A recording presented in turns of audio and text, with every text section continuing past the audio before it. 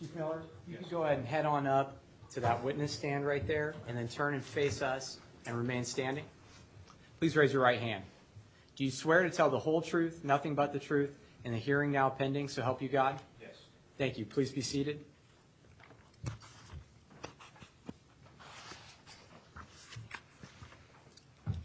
Chief, could you give us your name and then spell your last name for us? Craig Miller, Miller. What is your current duty station? I'm a buzz instructor at BTC. And where is that located? Coronado.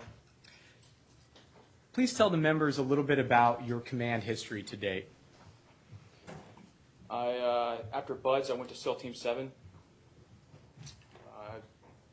Deployed to Afghanistan, Helmand Province, and then to the Pacific.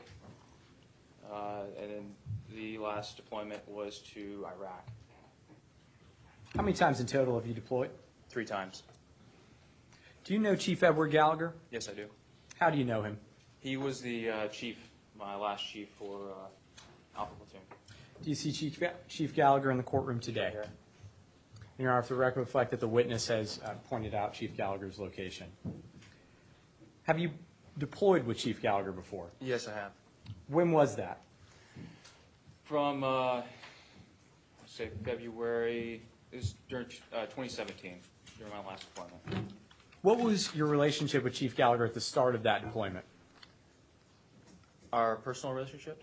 Your Or professional view of him. Okay. Sorry, are you asking me what I thought of him or what our positions were? What your positions were? Okay, so he was the TAC lead, he was the chief of the platoon, and I was the LPO, the lead petty officer. And when did your deployment to Iraq in 2017 begin? I'll say February of 2017.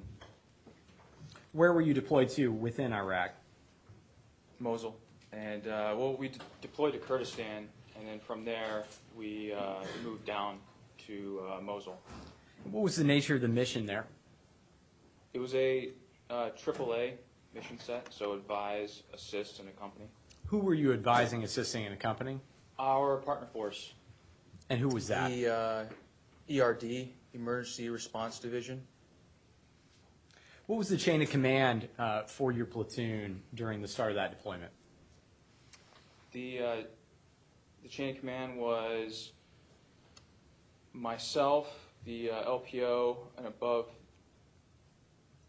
that it was Eddie, Chief Gallagher, and then above him the AOICs, McNeil, Hansen, and the OIC, Jake Portier, Lieutenant Portier.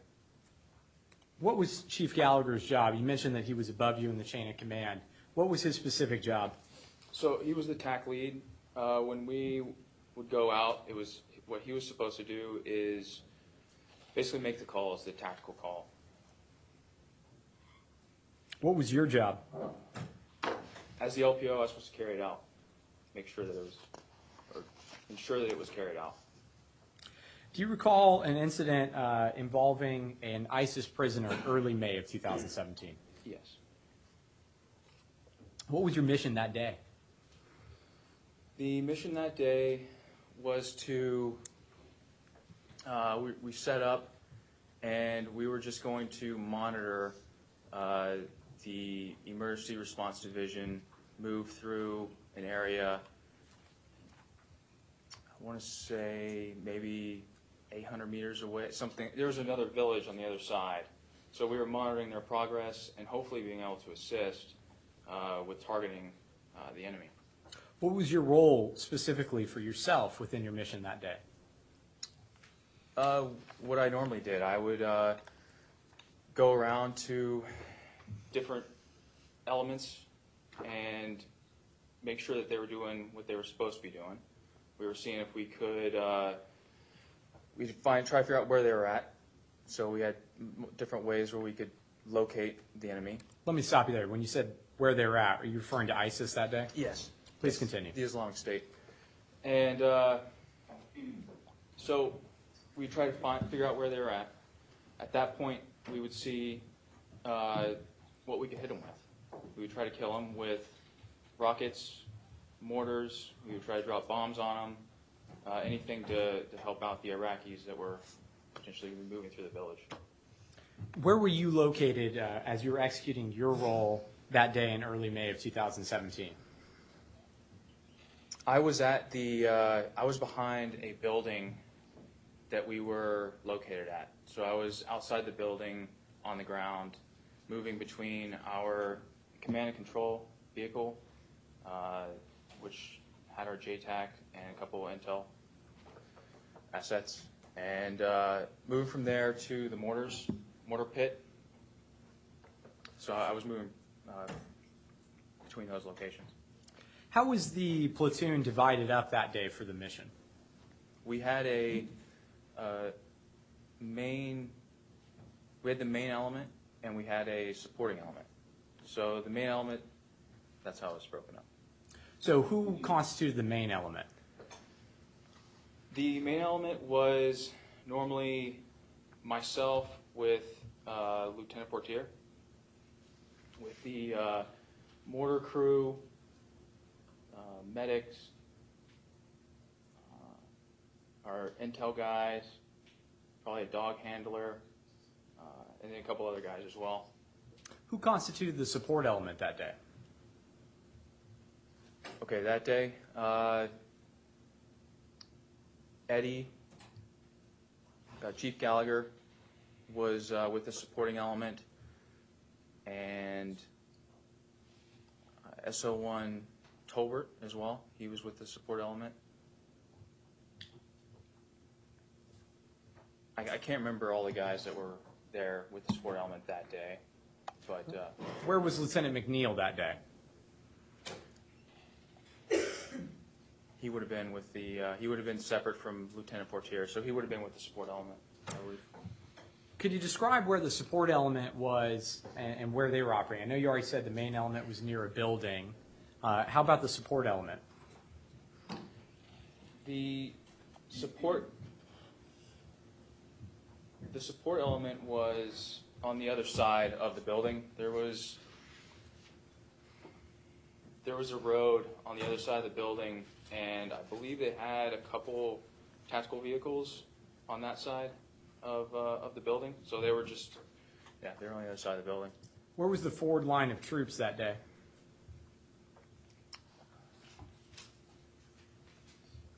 Across this little, so it went down into maybe like a riverbed, a dry riverbed, and then it went up and into some buildings and a small village, and then the city was beyond that.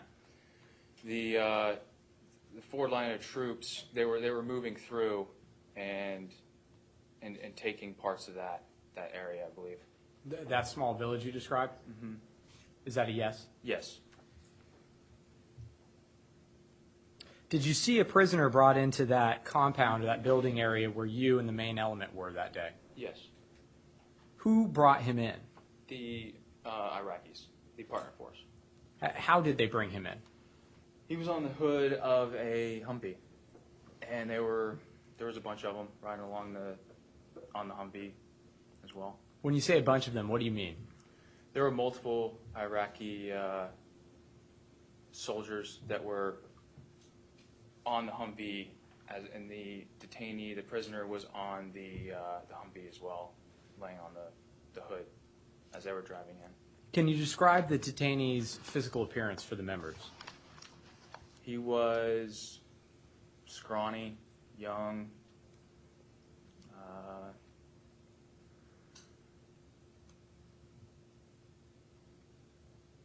yeah, he was, I think he had maybe like a little, looked like he was trying to grow a beard.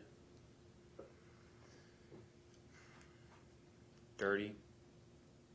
Where were you located when they brought him in? I was located by the intel vehicle, our C2 Vic at the time. Do you recall what you were doing at that point? I think I was eating lunch. Did you see Chief Gallagher around that time? Right when they brought him in? Let's start there. Did you see him at that stage? No. When did you see him, or did you see him at all once the prisoner was brought into the compound? So, Right. At first, when the detainee arrived on the hood of the vehicle, they pulled him off the vehicle, and I remember Chief Gallagher arrived after that at some point. Were you surprised to see Chief Gallagher back there with the main element? Basis? Overruled. Go ahead. I was very surprised to see Chief Gallagher Why was that? because he shouldn't have been there. He should have been with the supporting element. Why do you say that, Chief? Because we're supposed to be separate. So him and I on the battlefield normally we're supposed to be separate. So if I'm with the main element, he should be with the supporting element. So I just saw him come back, or I saw him arrive at the scene. It was just him, and yeah, that was surprising because I didn't hear anything over the radio. There was nothing. Yeah, I just saw him run out. What happened next?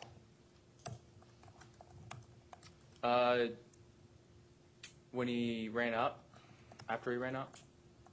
Yes, after you saw Chief Gallagher arrive near the prisoner at the main element. I'm not sure if this was before. Well, before that, General Abbas was right there, and he was talking to the detainee.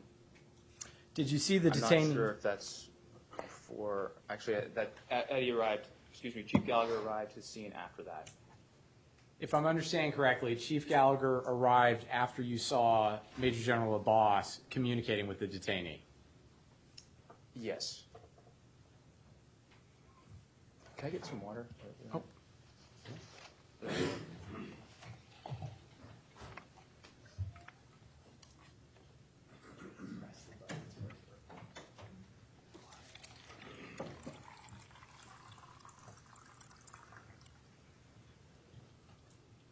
All right, permission to press the witness? You may.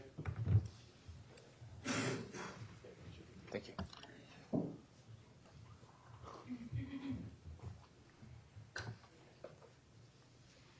You described to us a little while ago, Chief, kind of the physical features of the prisoner.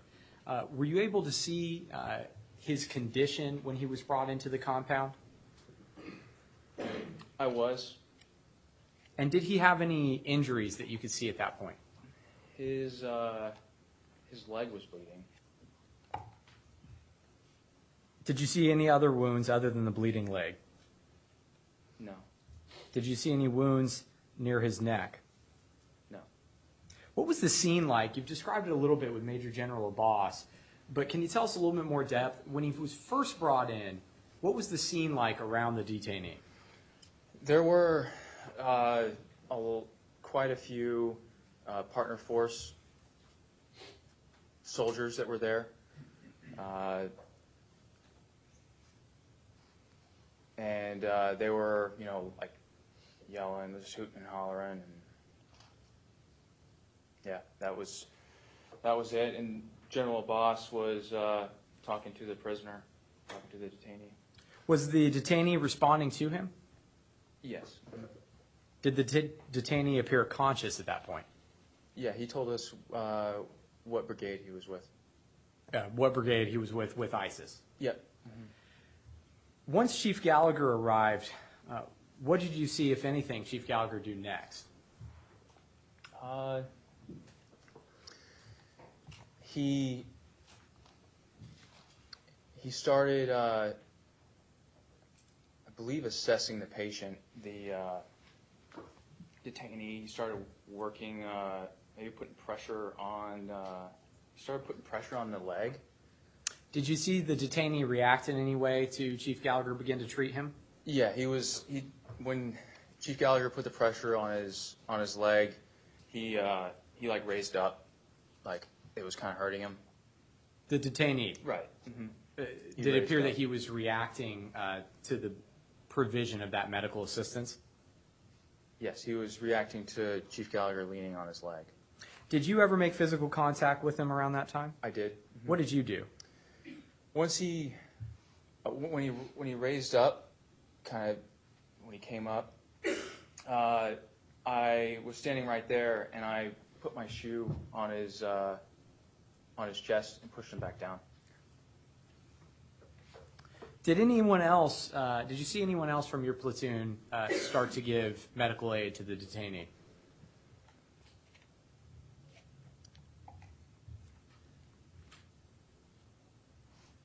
I don't remember at that point. Do you recall speaking to NCIS and NCIS investigator about this case? Yes. Mm-hmm. And would looking at a portion of your transcript of your interview help refresh your recollection as to that question? Yes. Your Honor, if I may have a moment. You may.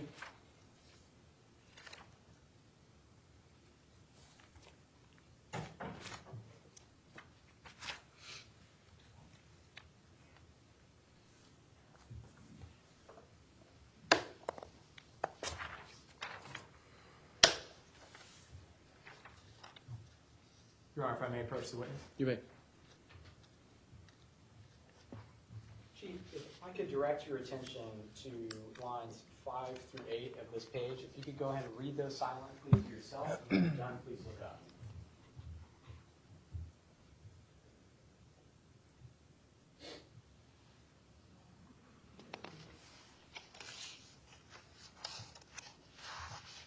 Okay. Has that refreshed your recollection? There was. I'm sorry, Chief, you can't read from it. Okay. I'm going to retrieve There that you are. from you. Did that help refresh your recollection as to whether or not anyone else was present assisting Chief Gallagher at that stage? It does. I just can't remember who it was. Are you able to narrow it down at all? It was TC or Corey or SO1 Byrne or SO1 Scott. Who were the platoon medics at that point in time during the deployment? Them too. And yeah, they were the medics. So is that SO1 Byrne and then SO1 Corey Scott? Corey Scott as well. Do you know, was Chief Gallagher trained as a medic at that stage as well? He was trained prior as a medic, yes.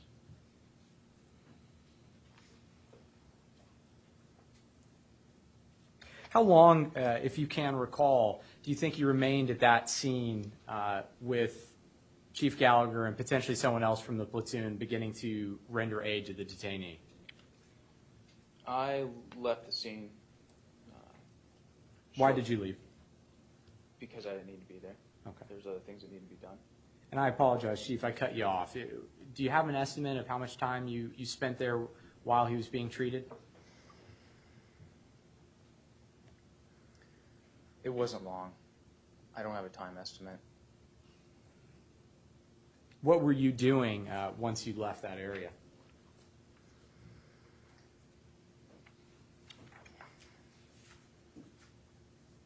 So at the time,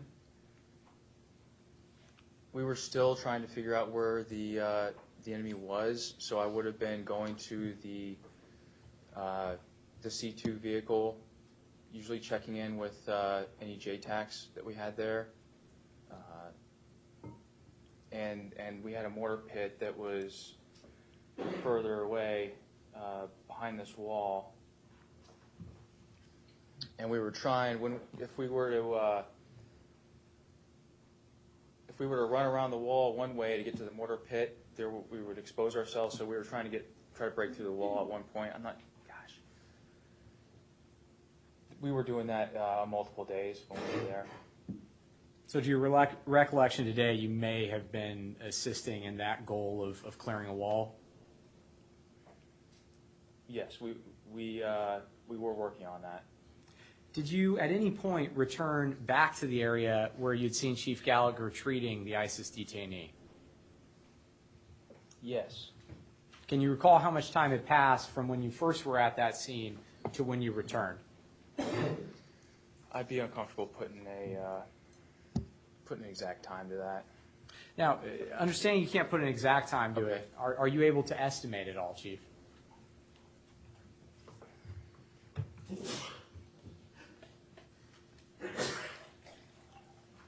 I would say not less than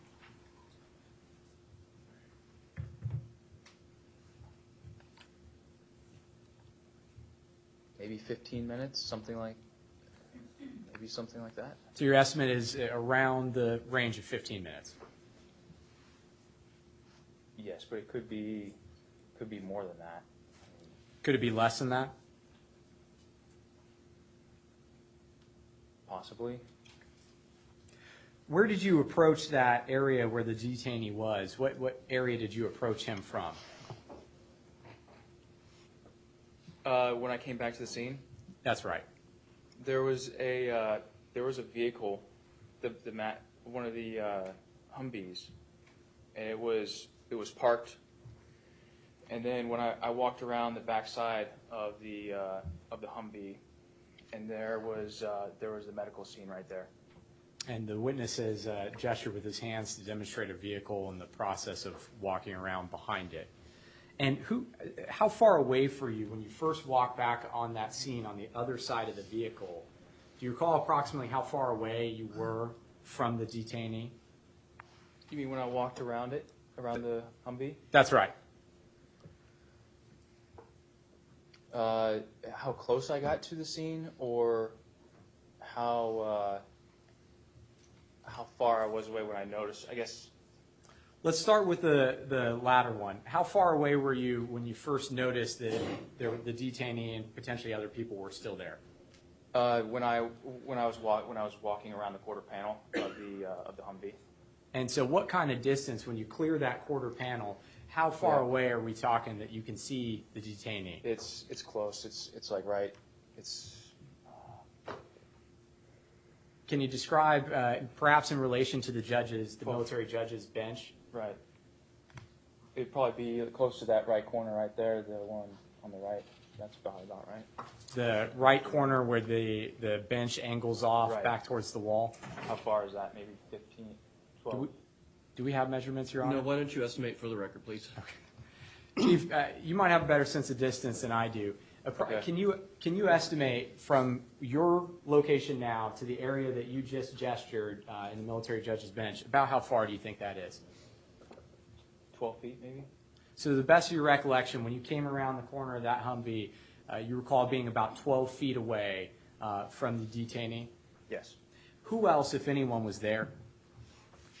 The detainee, he was laying there, feet towards that Humvee, and Eddie was right by the right side of his head, and there was another.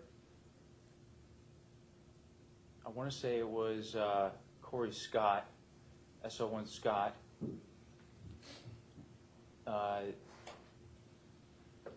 There was another SEAL that was there as well, on the right, on the other side. And there was somebody also behind, but I can't see like their faces. Am I accurate? Do you recall seeing 3 total individuals around the detainee then at that point? 3. I believe so, 3. And you've been able to identify one of them as Chief Gallagher and another as SO1 Scott? Yes. Can you recall who the third individual was? No. Can you describe for the members what was Chief Gallagher's position in relation to the detainee? You said a little bit that he was near his head on the right side. Can you give us a little bit more depth about what you mean? His position, he was kneeling.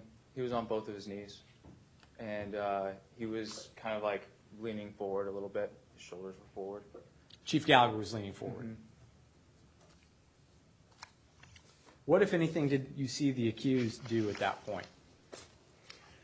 I kept walking, and I saw him stab the prisoner in the neck, in the side of the neck. What side of the neck did you see Chief Gallagher stab the prisoner? Right here, on the right side. And for the record, the witness is gesturing to the right side of his neck. Can you give us any specificity as to what portion of the right side of his neck did you see Chief Gallagher stab that detainee?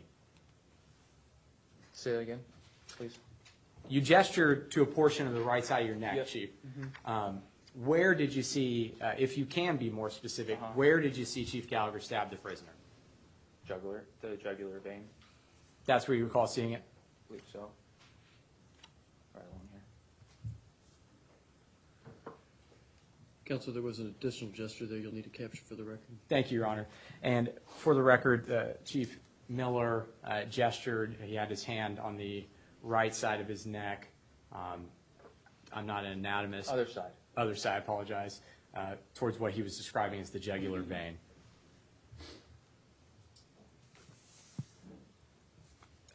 How many times did you see Chief Gallagher stab that detainee?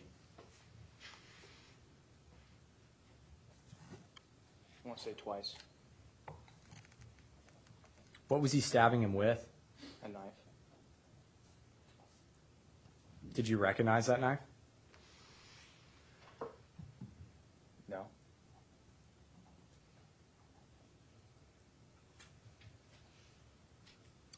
Did you have any knowledge of any knife that Chief Gallagher had carried with him to date on that deployment? I was not tracking the knife that he carried. Understood. At that point. After you saw Chief Gallagher stab him twice in the neck, what happened next?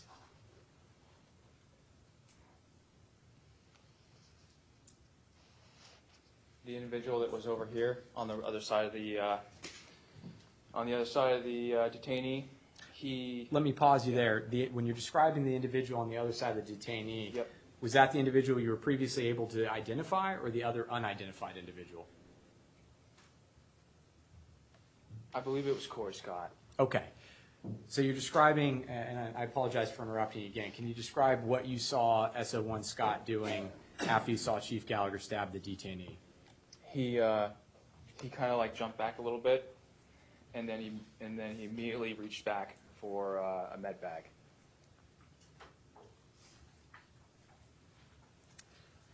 Did you see if the area where Chief Gallagher stabbed the detainee, did you see any bleeding at all in that area?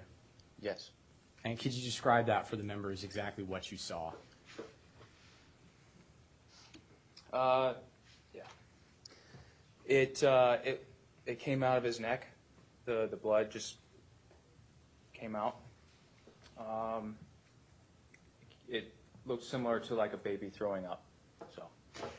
What do you mean by that? What do you mean by it looks similar to a baby throwing up, Chief?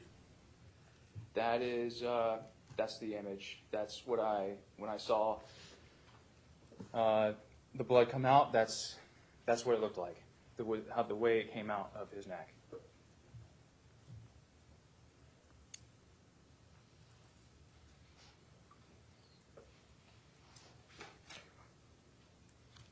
What happened after that? I immediately left the scene. Did you report what you'd seen to anyone? That's why I left to go find Lieutenant Portier. Did you tell Lieutenant Portier what you'd seen? I told him what happened.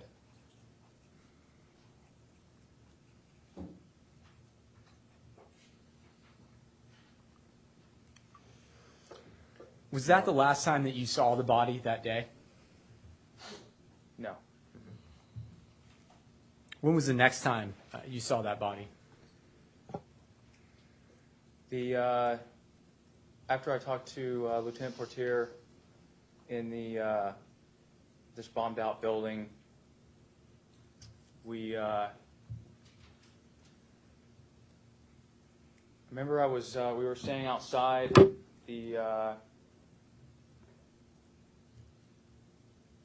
over where the incident occurred, and there was the body was actually right over there as well. So the body was now, I guess, moved in another area, and there was I don't remember which order this occurred in, but there was a re-enlistment ceremony and a or posing for a photograph.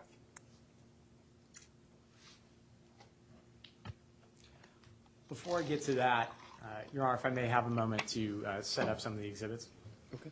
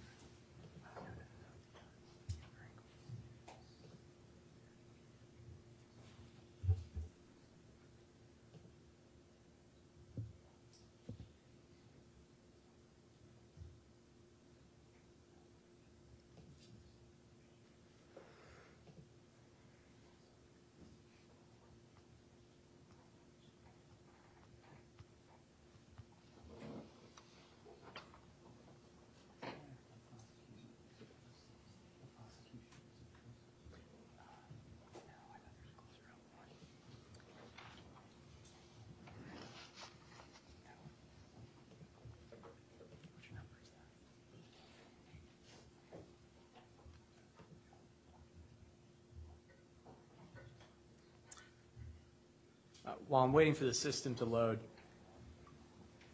why did you, Chief Miller, why did you go and find Lieutenant Portier in person to report the incident rather than report it over your radio? I was having comms issues that day. I was actually having comms issues for a couple days in a row. I can't remember exactly why. I'm not sure if that was it or if it was something else, but yeah, I remember walking through this bombed out building, and it was just like there's stuff everywhere, trying to figure out where he was at, and it was a pretty large building. Eventually found him, I believe, on the third deck along the side that was closest to us, our position. At this time, Your Honor, I'm publishing what's previously been admitted as Prosecution Exhibit 8.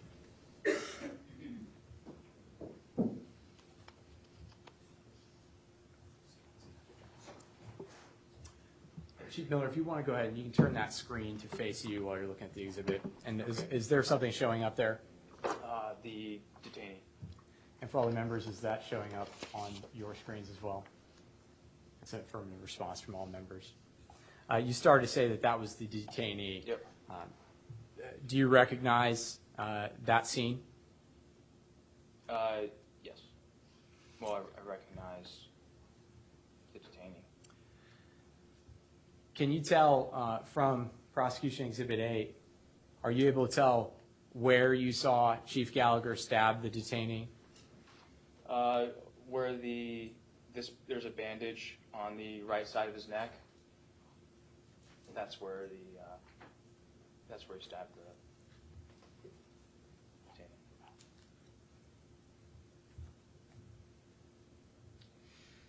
You testified a little while ago that you weren't sure about the order between. Let's pull this off the big screen, please. Apologize, Your Honor.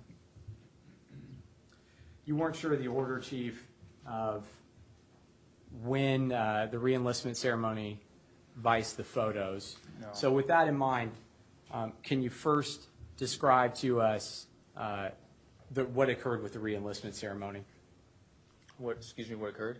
Yeah, just describe the re-enlistment ceremony, what you saw.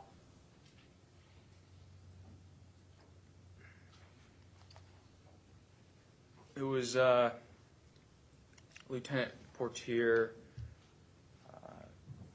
reading the re-enlistment, and Chief Gallagher was standing there.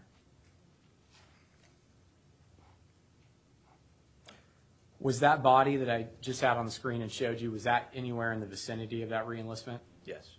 Can you describe where it was specifically in relation to the re-enlistment? I believe it was right. It was like right there. What do you mean when you say right there? It was like right there on the ground next to Chief Gallagher. How close?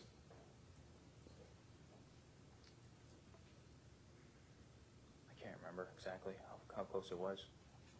You described earlier the distance of 12 feet when you first saw Chief Gallagher, when you came upon that scene again. Was it closer than 12 feet? Excuse me, you're saying when I came back outside from talking to Lieutenant Portier? Yeah, so I'm asking, I'm using that previous measurement you gave. Okay. When you saw Chief Gallagher stab the detainee, and you estimated it was about 12 feet. Well, that's when I walked up and saw the medical scene was initially at 12 feet. I was continuing to walk forward. All right, so are you trying to figure out how close the body was to the reenlistment where Chief Gallagher was? Exactly. Okay.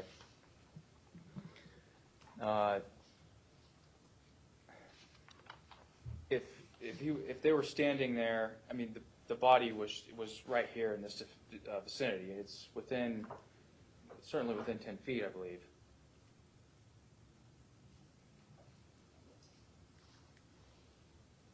Maybe, yeah. It was right there on the ground.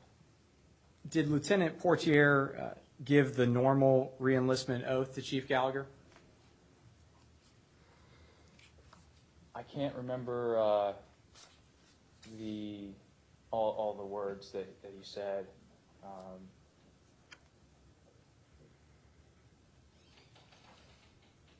Remember him talking about like the Constitution and stuff like that. So, but I can't remember everything he said.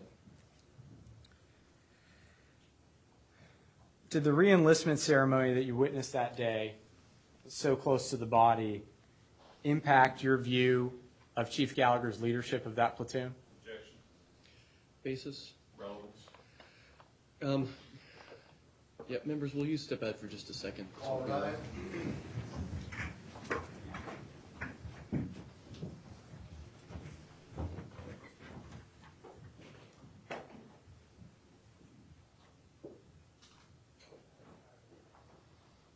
Everyone, please be seated. Okay, Governor, what's the relevance of the testimony about the reenlistment ceremony at all? Your Honor, one of the terminal elements here is good order and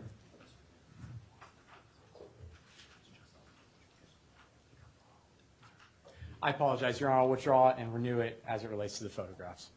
Okay. All right, so to that extent, the objection is sustained as to this line of questioning. The questions are withdrawn. Would you ask the members to join us?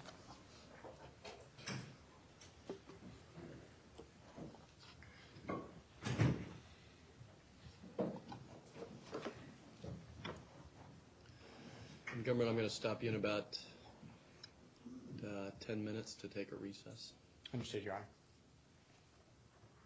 I'm going to try to keep us a little more on a 50-minute schedule. Yes, sir.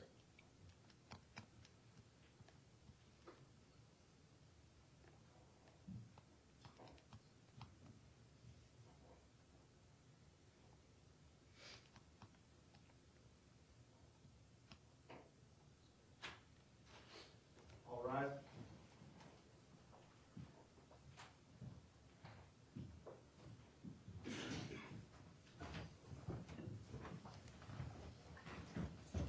Everyone, please be seated.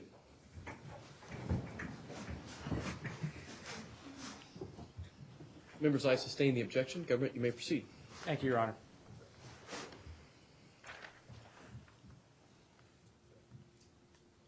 Following the reenlistment ceremony, where I understand the timelines are a little unclear, do you recall photos being taken with that body?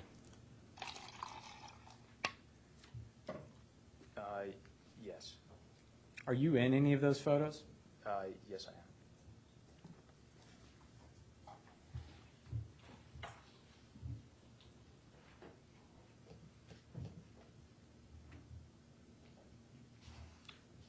Your Honor, at this time, publishing what's been admitted as Prosecution Exhibit 9.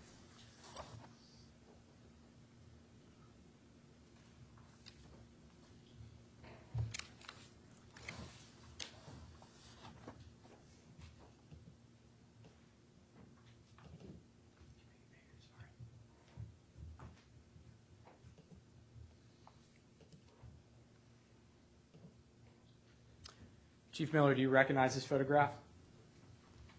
Yes, I do. And are you in this photograph? I am. Can you please describe first which row you were in?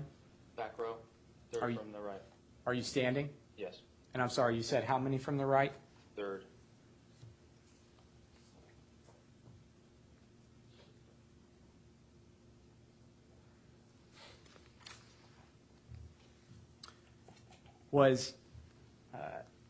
How did these photos, was anyone encouraging or asking members of the platoon to be in these photographs? Yes, Who? Lieutenant Portier.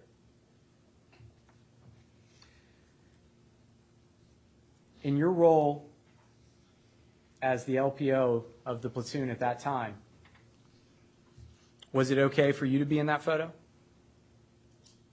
No, it wasn't okay. Why not?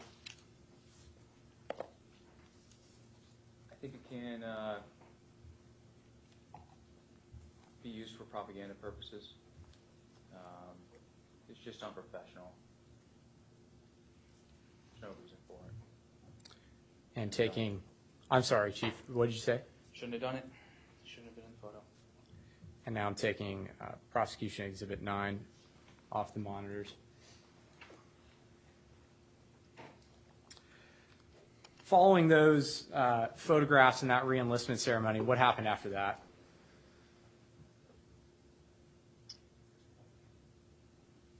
After that, I was trying to get stuff packed up, ready to just get out of there. When you say get out of there, do you mean that area? Return to base. When you returned to base that evening, did you discuss what you had seen with other members of the platoon? Yes. At any point while discussing, and I apologize, to be clear, when I say discussing what you had seen, what were you discussing?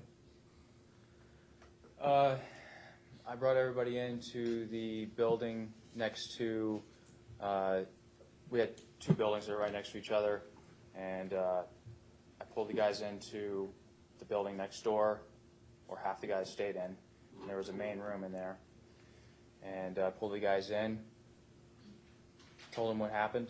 Objection. Not yet overruled. Told Go them what I saw, and I asked if anybody was okay with this. Objection.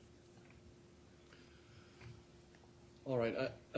Again, we're not quite. I understand your hesitancy. We're passing near it, government. I would ask that you rephrase your questions to ensure that we avoid eliciting hearsay. We've not elicited any hearsay quite yet, but we seem to be walking awfully close. Understood, Your Honor. Thank you. After what you had just described to us, at any point did Chief Gallagher come upon that meeting? I believe after we pretty much said what needed to be said, he walked in. Did he walk in while you were still discussing what you had seen that day? I feel like we were beyond that. It was more like this is not okay. What it felt like. Yep, sustained. Okay. Did Chief Gallagher make any statements once he came upon that meeting?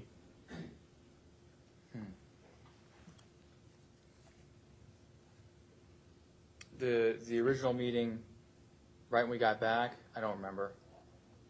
Was there a subsequent meeting that you had with Chief Gallagher that evening?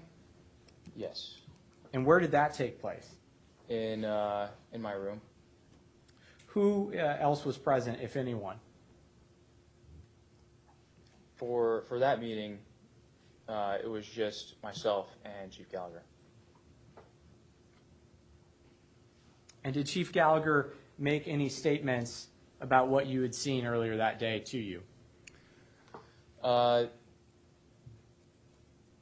So I told him, I said, Objection. Would you re-ask that question and see if we'll get a response here? Did Chief Gallagher make any statements to you about what you had seen that day? He said about just what I had seen.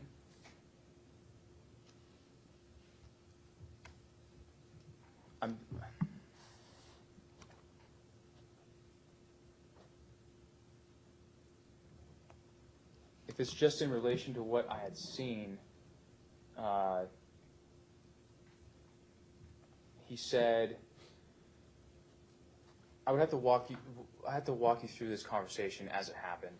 It'd be difficult to just pick out something like halfway through it. There's only. He asked me who's not good with it. Jackson, Basis? he says he can't answer the question that's posed, and now he's just going to try and answer his own question. Overruled. Go ahead. So he tells you who's not good with it. Right. And I said I'm not good with it. And he went. And I'm sorry, you said, and he went, and did he just you, made like a facial expression. what kind of facial expression? He was like that. Can you It was describe? like a sigh, kind of like, "Are you kidding me?" type facial expression. Okay, and after you saw that facial expression, did he make any additional statements? He said,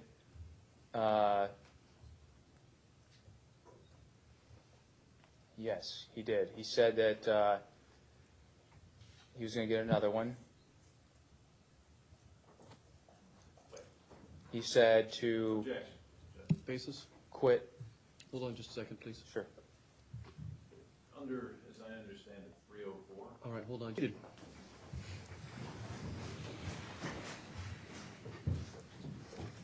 Members, the objection has been withdrawn. Government, you may proceed. Chief Miller, you were describing to us what Chief Gallagher said to you in the room of your platoon compound that night. Can you pick back up and describe what he said to you? From the beginning? Yes. Okay. I said, Eddie, the guys are not good with this. And he said, who's not good with this? And I paused and said, I'm not good with this. I'm not good with it. And he sighed. He went, and then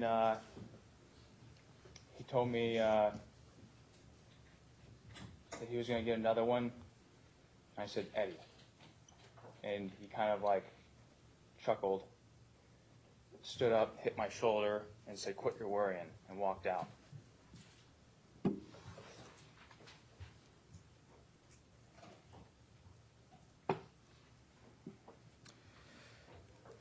On that deployment, did the accused ever talk to you about an incident of killing 4 women? Yes. What did he tell you about that incident? Jackson, Basis? 404B. Members, I apologize. I'm going to need just a couple more minutes if you'd return to the deliberation room. All right.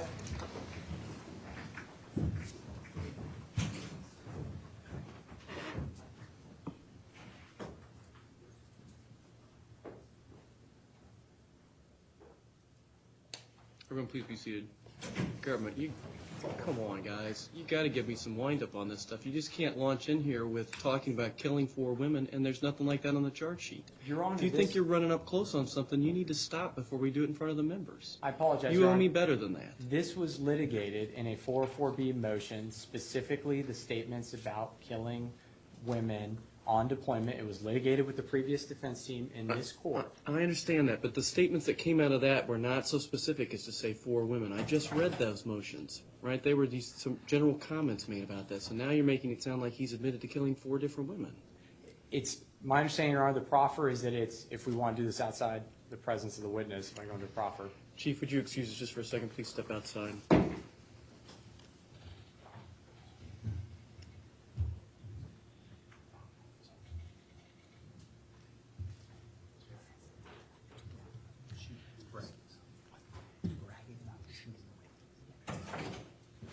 The question is framed that way, Your Honor, so specifically in an effort to keep it within this court's 404B notice, or the 404B ruling, that it was bragging about shooting women. And so we have honed in a question based on the review of his transcripts and his interviews so that he'll answer specifically as to that and not potentially go off into all the other directions that may fall outside the 404B Where does the ruling. 4 women come from, though? That was not litigated. That didn't come up before. It doesn't appear in the motions before.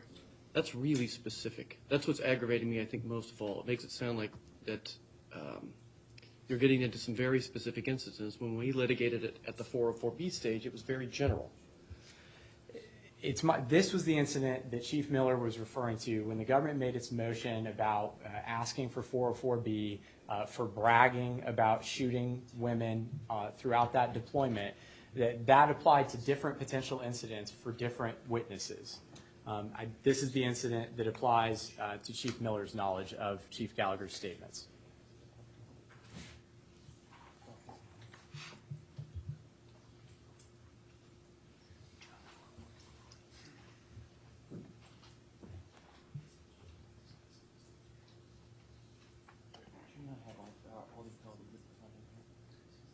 Where's my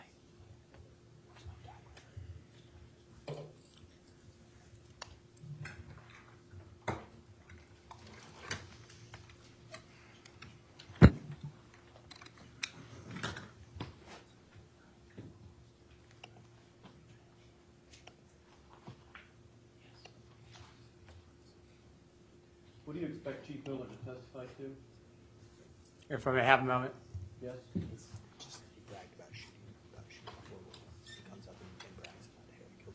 That at one point Chief Gallagher approached him while on that deployment and bragged to him about killing 4 women.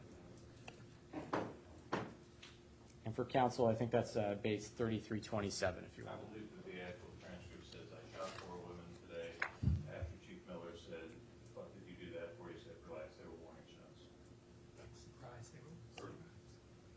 Or surprised they were warning shots. Apologize. Most of the photographic memory of this interview, but Well, I shot warning shots. Not surprised. All right, let's, this is all on the record, everyone, so let's keep the side down, please.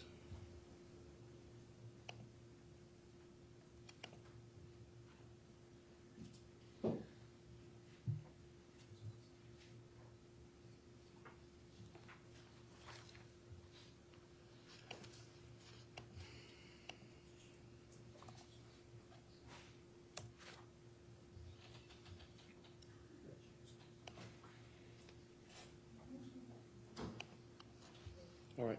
Defense, assuming that that entire statement comes in from beginning to end with Chief Miller, do you object to that entire statement coming in?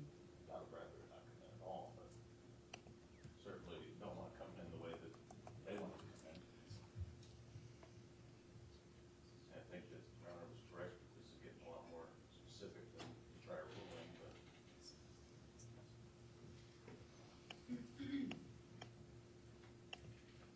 if it comes in, it should be the full scope. Yeah, well, no, that's, if any of it comes in, it all comes in. I'm just wondering if you still have an objection to it if it all comes in. Just one moment.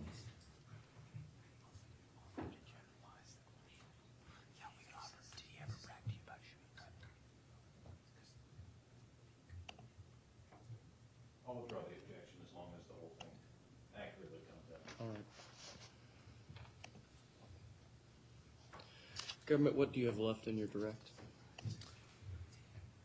Following that, Your Honor, we're going to go into essentially a specific instance, and I think we've heard testimony from it from Lieutenant McNeil, the confrontation post-deployment in the parking lot. I'm sorry. You said the last sentence again. The McNeil Miller Chief Gallagher confrontation. Discussion. All right, so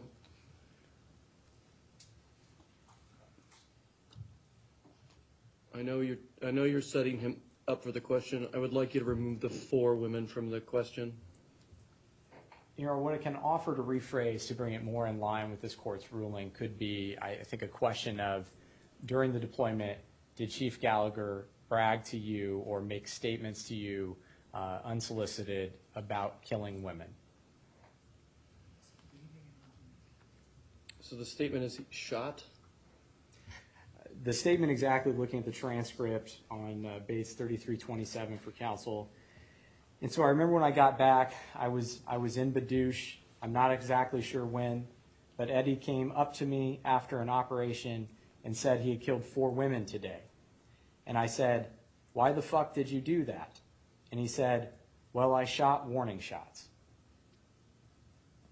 Is that the same transcript you all have?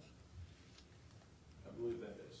There's 2 of them. There's a couple Sorry, of one, times. there are 2 descriptions by Chief Miller of this incident. One in a transcript that we have from a particular date, one in a second transcript that we have, or a continuation. So he describes the same event twice. One time he says, "Surprise, warning shots." And the other way he described, the second time, he describes it the way the prosecutors have described it. So both times he sort of modifies or qualifies it by saying, just warning shots. All right, I've reconsidered my position as to this question. I'm not going to allow that question or the answer to be elicited. I think as presented in our earlier litigation, these statements were unspecified or generalized statements about shooting at women that related to the attempted murder charge. This statement is very specific. It seems untethered from the attempted murder charge, for which we've had no evidence yet. And that, for the court, swings the balance under the 403 part of the Reynolds test in determining that the prejudicial impact of this statement so phrased outweighs its probative value. So, Governor, I'm not going to allow you to ask or elicit that response from the accused. Yes, Your Honor. Your Honor, if I may, I believe the last question the jury heard before they were excused was something to the effect of, did there come a time when Chief Gallagher admitted shooting 4 women?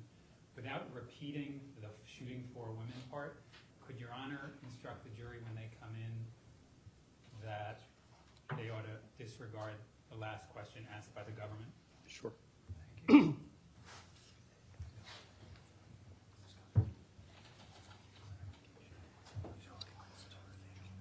All right, should we recall Chief Miller? Witness, I'm sorry, Your Honor, one moment.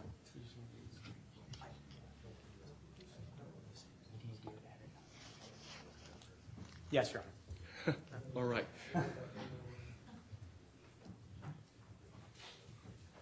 Chief Miller, if you'd return to your place in the witness stand, thank you.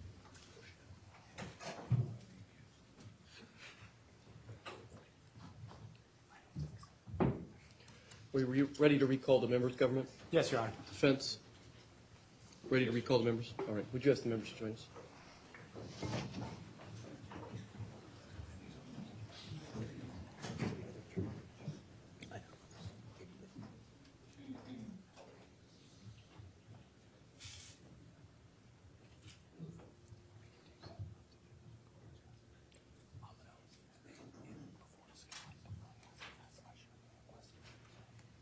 All right.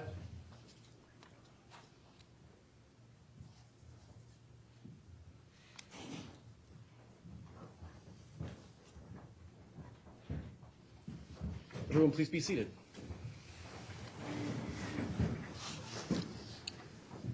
Members, I appreciate your patience. I have sustained the objection. You should disregard the last question by the government. Government, you may proceed. Your Honor. Chief Miller, following your deployment in Iraq in 2017, do you recall an incident in which Chief Gallagher approached you while you were with Lieutenant McNeil in a parking lot? Yes. And can you describe who was there other than you and Lieutenant McNeil? Lieutenant Portier. Did Chief Gallagher approach you and the two lieutenants in Yes. that parking lot? Yes, he did. What, if anything, did he say to you? He said that he had shit on all of us, and if anyone says anything, he'd bring all of us down. Thank you, Chief. No further questions this time, Your Honor. Members, we continue with the examination of Chief Miller. Go ahead, Vince. All right, good afternoon. Yeah. You and I haven't met before, have we? No, sir. Okay, today's the first time we've seen each other, right? Yes, sir. Okay. How many times have you met with these prosecutors prior to today? Once. What about, okay, everybody but Lieutenant John. How many times have I met with? The prosecution team, whether these prosecutors or anybody from the prosecution team, how many times have you met with them? Several times. Can you ballpark it? 10 times? No. 6? I'm not sure exactly. More than 6? I don't think so. More than 4? I don't know.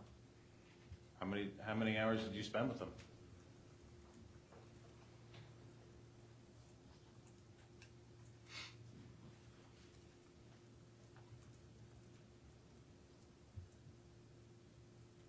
Didn't seem like very many. When was the last time you met with the prosecutors? Before today?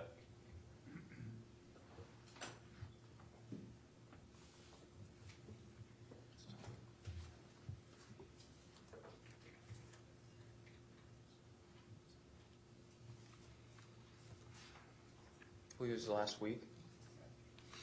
How long did you spend with them during that meeting?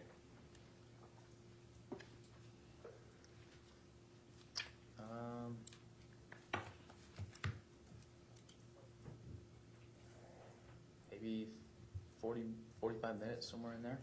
Maybe 30. I'm not sure exactly. What about the time before that? How long ago? I don't.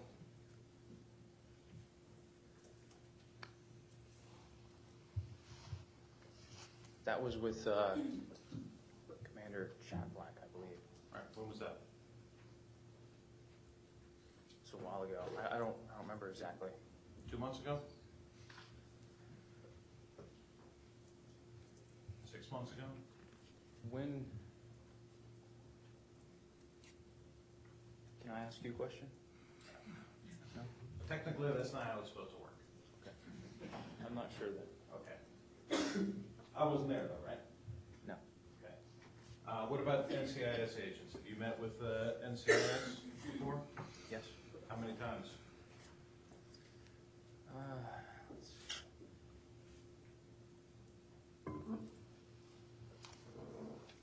I didn't keep count, but it was several.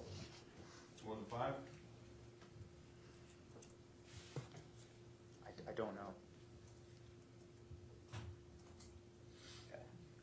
Did you also have additional conversations or communications with the NCIS agent outside of your meetings? He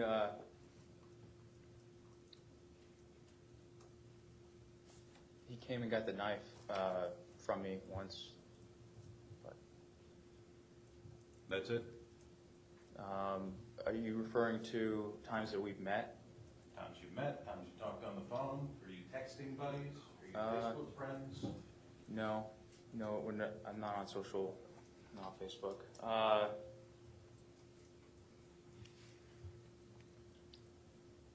Do you two text? I would ask him updates, like, hey, what's going on? This. The question is, do you text with them? Yes. Or I on have. the phone? I have. Do you call him on the phone? I have. He gives you updates on the case? Initially, not for quite a while. Initially, he gave you updates on the case. He showed you what they were working on? No, not those kinds of updates. Like nothing like that. What kind of updates?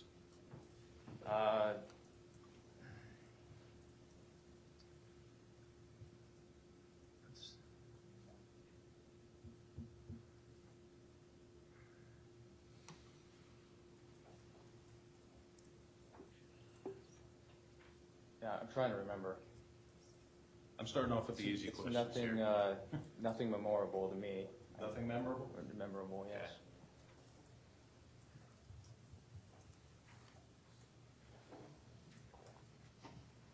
What about the defense? Have you been asked to meet with the defense before? One Either, time. and? Did you refuse to meet with the defense? Yes, I did refuse. You met with the prosecutors and NCIS so many times you can't even remember, and you refused to meet with the defense even once. Is that right? I refuse to meet with you. Yes. Safe to say you don't like Eddie Gallagher very much. I think I don't trust Eddie Gallagher. Sure, you've told people that he's evil. Is that a yes? Yes.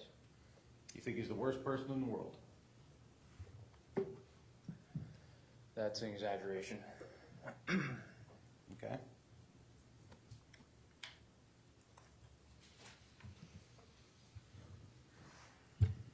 You've been communicating with the other witnesses on this case for quite some period of time on text messages, is that correct?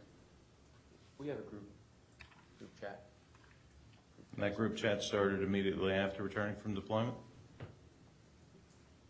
I'm not sure when it began. Soon thereafter. I don't know. You don't remember whether you texted other members of the platoon after you returned from deployment? I don't remember when the group chat was created. Would it have been within a month of returning? It could have been there it could have been there for years. I don't know how long it's been there. It's an alpha group text. It's a platoon group text. Right, but you started texting them while you were on deployment? Or after you got back? So in the platoon, Yeah.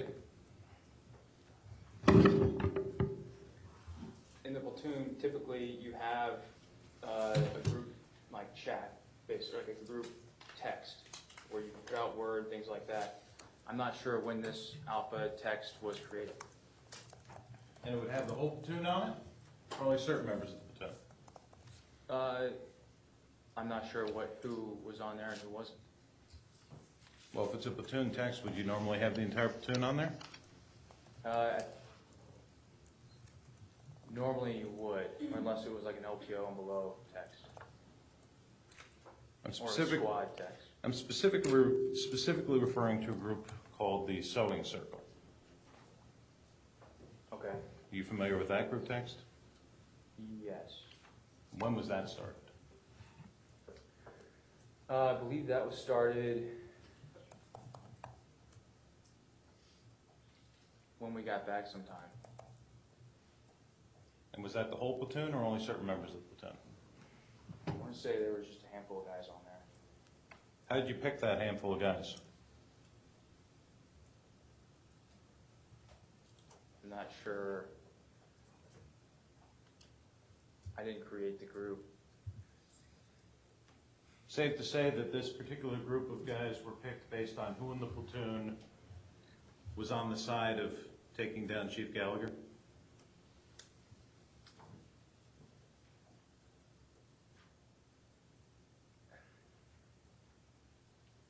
It's a yes or no question. I'm not sure who created the group.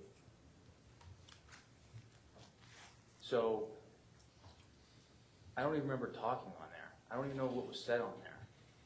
That's not like a big thing. I don't remember much about that. You don't remember talking on a group sewing circle text message with other witnesses in this case? I'm a part of multiple group text messages. All right, well, let's focus on this one. Okay. Do you remember a group text where you discussed everybody getting together to get their story straight, to go to the command to complain about Eddie Gallagher? Do you remember that? I remember us getting together to go speak with Group 1 Chain of Command, yes. So this is just talking about getting together to talk to Group 1 Chain of Command? I don't know what that is. It's a sewing circle. Objection, counsel's testifying. Sustained. Move to strike that statement, Your Honor. Members, please disregard the last statement. Do you remember stating that you spoke with Al and he's good with the deal? It does sound familiar. That Who's Al? Al-Azawi, Master Chief Al-Azawi. What was his position? He was the troop SCA. Okay. Was he the troop SCA on deployment? Yes. Was he out there with you in the field? No, not with me. Was he out there with other members of the platoon in the field? I believe so.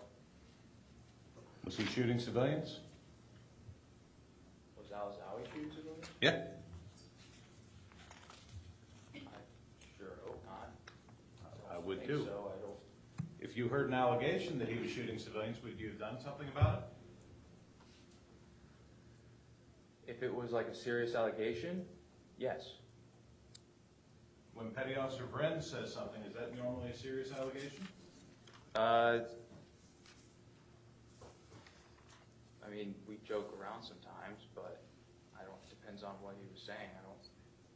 Not everything he says is serious, and I don't know what to say about that. So if he texted you saying, Al was having fun shooting civilians with the Diablo, would that have been serious? Friends? Yes. You're saying friends texted me that? I'm asking you. Do you remember that? No, I don't.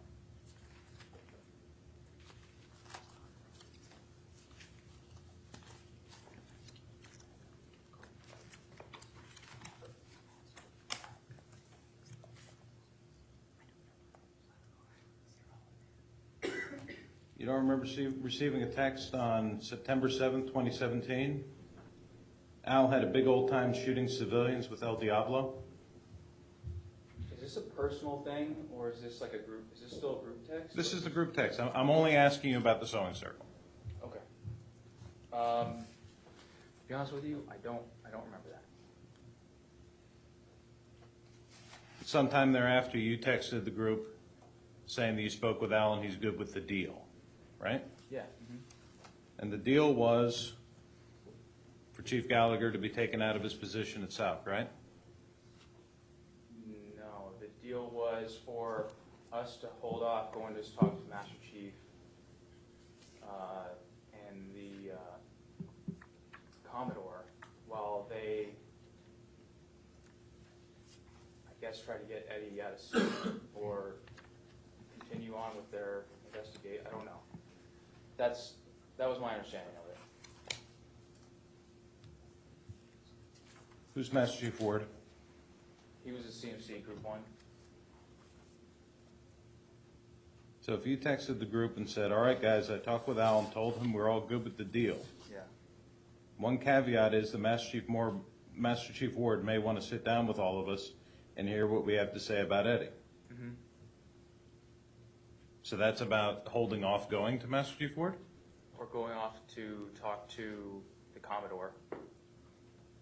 We would all need to go together. Remember saying that? I think that's how it was supposed to be, where all of us would go together and talk, but we never did. We never did go. Do you remember Petty Officer Vren saying, this will only work if we're all on the same page? You guys want to meet at my house tomorrow afternoon and talk about it? I do remember that, I believe. Okay. You all got together to talk about it? No, we never did. Not at his house. Never been to his house. Did you ever get together to talk about it anywhere else? I mean, we've gotten together and we've talked about what happened on deployment, Mhm. but we've never tried to get something like create something out of nothing. I didn't ask if you tried to create something out of nothing. I just asked if you got together to talk about it. We get together because we're friends. I haven't asked you a question yet. I was just clarifying my question that I haven't asked you whether you got together to make something out of nothing. That was something you brought up. That was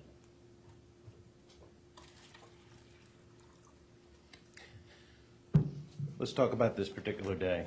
So, the May 3rd, did you start out the day with the forward line of troops or back from the forward line of troops? This is the day Yeah, the ISIS fighter. I was with the main element. Was the forward element with the forward line of troops or back from the forward line of troops? Back.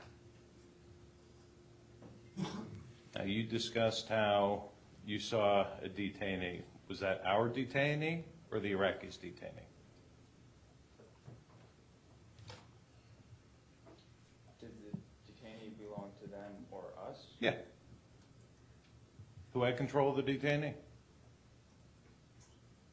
I guess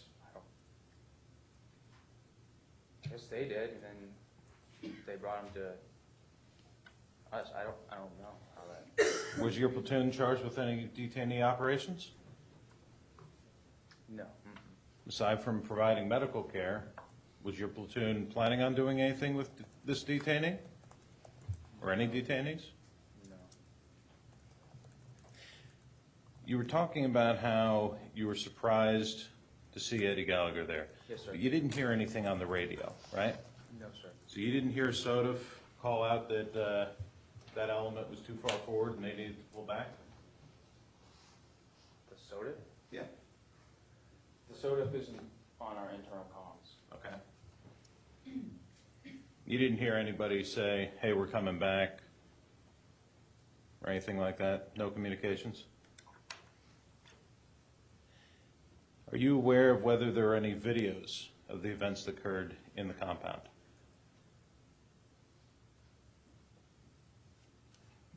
Say that again? Are you aware of any videos of the events that occurred in the compound after the detainee was brought in? Any videos inside the compound? I'm sorry, I just want to make sure I'm Sorry. understanding you right. I don't. Let me try and be more clear. Okay, thank you. Have you ever seen any videos of the detainee? Yes or no? Yes. Was that a YouTube video? Yes or no? I thought it was the video that I've seen on here. Sorry, let me try again. Have you seen a YouTube video of the detainee? Yes or no? I'm not sure if I saw something like that on TV or if that was on YouTube. I didn't go on YouTube seeking out any of this. But you saw a video of the detainee on TV? If there was like something on there, that's where I would have seen it. I remember seeing like a cameraman holding like something on up to him, the detainee. By something, you mean like a A microphone? Yeah, sorry, microphone. Okay, But that's all I've seen of it. okay. Have you seen a video of the detainee with General Abbas? No. Have you seen a video of the detainee with Eddie Gallagher? No. Have you seen a video of the detainee with you? Oh, excuse me. Have I seen a video with the detainee and Eddie? Yes. Yes. Not all. I saw part of a video, I believe. You saw part of the video. How long was it? Maybe 5 seconds, something like that. What'd you see in the video? I saw, I believe it was Eddie near the detainee or with the detainee, and yeah, it was. That's where I saw. It was a short few seconds, I guess. You were talking about how the detainee turned when he grabbed his leg, right? He came up. Right, he came up, and then you kicked him back down? No, I didn't kick him. You didn't use your shoe to push him down? Yeah, but that wasn't a kick. I just held him down with my shoe. You held him down with your shoe. And then I let off the pressure, Where did you hold him down at? like right here. So you had your foot on his chest. Brought him back down to the ground and then lifted my foot off him. So he sat up? He came up. Yep. Sat fully up? I don't think so. I think it was like just kind of came up like that. Okay. Kind of grabbed his leg, and Eddie was right there. Chief Gallagher was right there, maybe addressing something, the wound, putting pressure on it or something. So, yeah, How did you push him back down? with my shoe. Front to back, I mean, is the guy sitting in front of you and you go down on him like this? No, it was more like from the side. Could you come out here a second and just kind of show people what exactly you did? So he was, how I remember it is Let's say he's lying on his back, feet over here, head over here. you know, Feet over towards my table, head towards the judge on the ground. Keep in mind, Mr. Palator, you're going to have to describe all of this on the I am record, going to so. try my best. All right. So, as of right now, we have an imaginary detainee on the ground.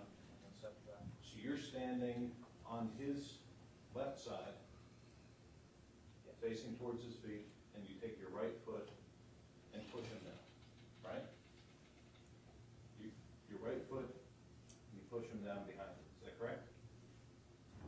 I believe, yeah, I just remember taking it, pushing him down with my shoe.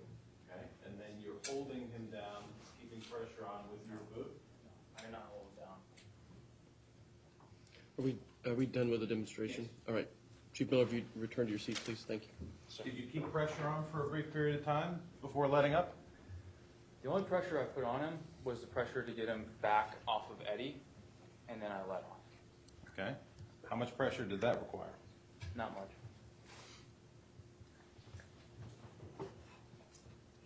And after that, you walked away? I backed away, and I was in the area for a little bit, I believe. Probably continued to eat my MRE or something. You went back to the mortar pit? Yes, I believe so. You were blowing out a wall at that point, you said? So, to get to the mortar pit, we were trying to get an area, put a hole through a wall on one side. So I just know we were working on that. I can't remember if during that day if that's what we were working on, but I remember we were there multiple times, and that was one of our like little projects.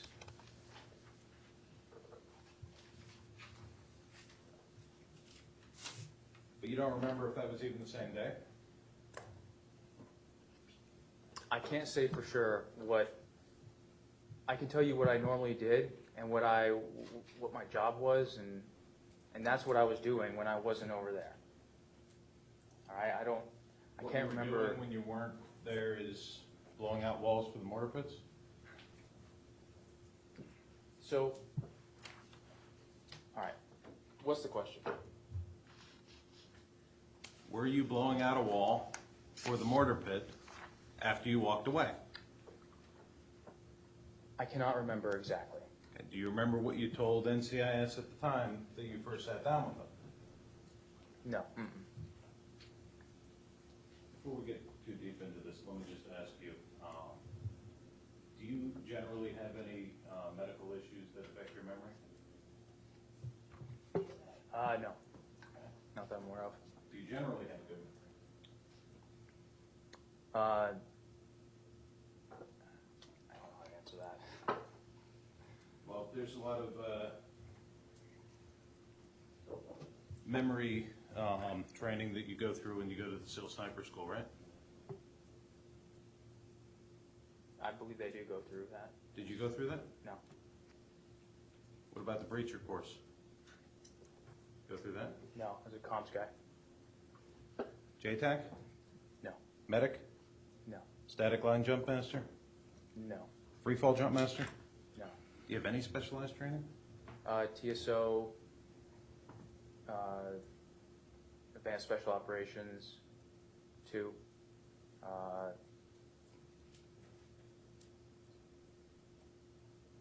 RSO, dive soup, multiple driving schools. Well, she's trying to find that bit about the mortar pit. We'll come back And to that. marine mortar as well. So the prosecutors and NCIS never showed you any videos of before or after this event that were taken in Iraq, right?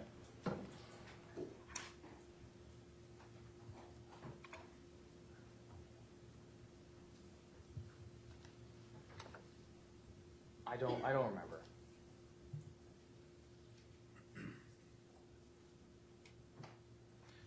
You said that the terrorist was asked what brigade he was in. Yes. Which one? General Abbas asked him, and he said he was with, and he told me that he was with brigade. I can't remember the number though. Okay. Did he tell you his age?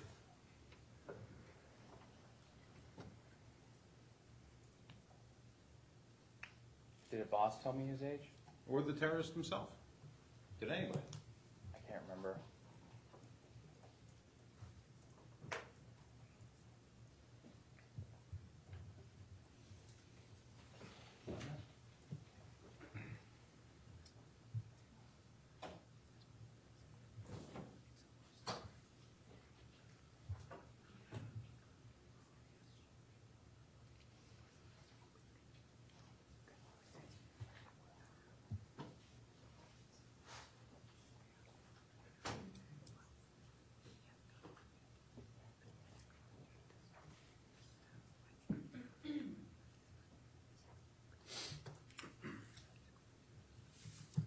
Does your memory improve with age? Or get worse? Objection, speculation. Do you remember these events better at the time you Hold initially on just a spoke to second. The objection is speculation. I'm going to overrule the objection. Go ahead. Does your memory improve with age? I remember being pretty worked up when I spoke to NCIS, but I don't know. I feel like my memory on that's pretty good. When you say pretty worked up, meaning you were crying? Yes.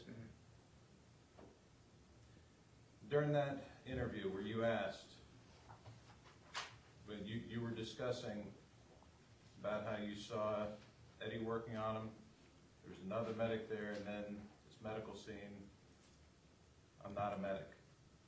There's other LPOs, as LPOs, other stuff going on, I removed myself from that picture because I had nothing to add to it. Do you remember saying that? Can I see that? The other LPOs? I'm asking if you, no, as LPO. Yes, I had other things There's to other do. things going on. Yep. And I left. I think I had some food, and then I went back to, I was eating probably like, I'm not sure exactly, I was working out of another vehicle further down, and there was a wall, we're gonna bust through this wall to get a path, because if we went around the other way, we're getting shot at. So we had the mortars back here, so I was helping Mike bust through this wall. Remember saying that? I don't remember saying it to NCIS. No, Okay. but I Who's Mike? remember Sorry. Mike. Yeah, who's Mike? I don't know who Mike is. I don't know where that comes from. Maybe. Was there a Mike there that you would have helped to bust through the wall?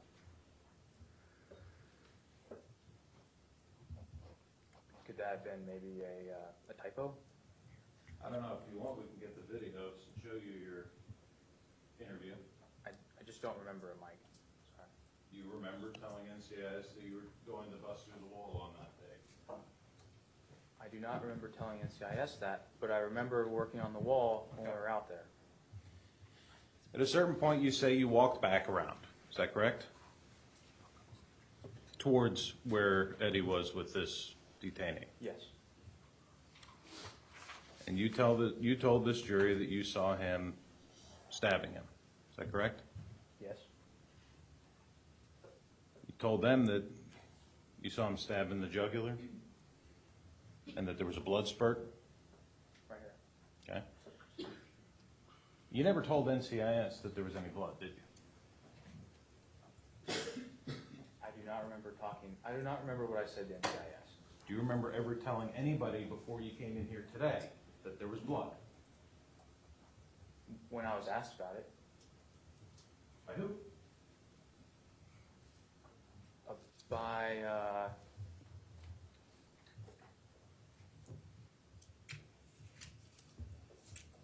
I don't remember his name. He was maybe a cold case guy, and he was asking me specific questions about it, and that's when I told him. How long ago was that?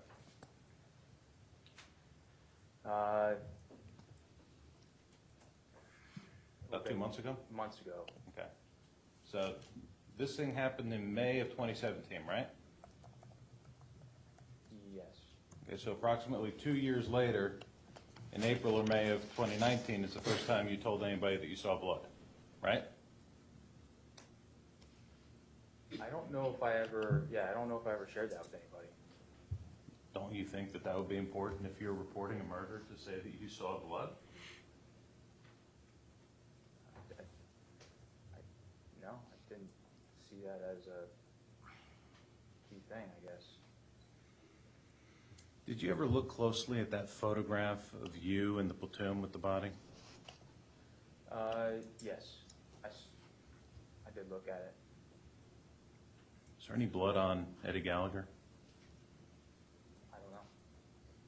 Did you ever look closely at any of the other photos of Eddie Gallagher with this detainee, the ISIS terrorist? I believe, yes, I did see another one. Okay. Is there any blood on that? I don't know, it was a quick, When did you see it? when did I see what? The other photo. I believe it was when I was labeling who else was in the photograph. Okay, so that'd be the one with Lieutenant McNeil in it? I believe so.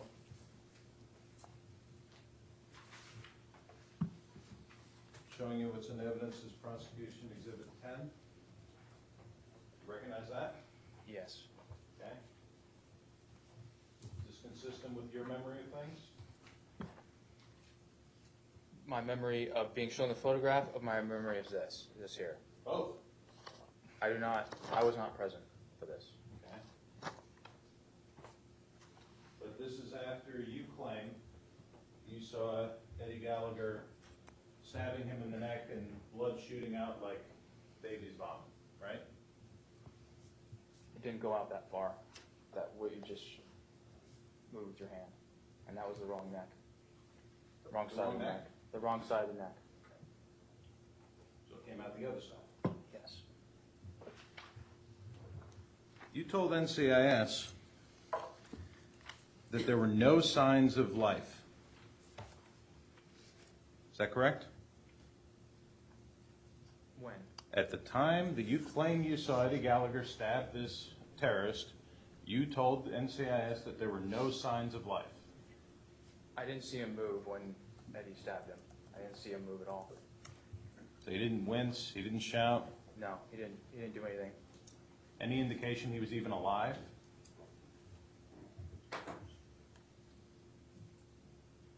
Yes. Well, you're 12 feet away, right? By the blood. So you saw blood come out. Yeah. Okay, which is one of those facts that we didn't hear about until a month ago. Honestly, right now is when I noticed that it was more of a big deal. You decided to bring that out now as you found out it's more of a big deal. Right? No, I brought it out before. They asked me about it, and I told them. Right, you brought it out a month before the trial, because this is when you figured out that blood would be a big deal in this case, right? That's wrong. Okay. You claimed on direct that you went to talk to Eddie afterwards and he said he was going to get another one. Yes. Remember that? Yes. Yet the first time you spoke to NCIS, do you remember discussing that with them? I do not remember talking with NCIS the first time.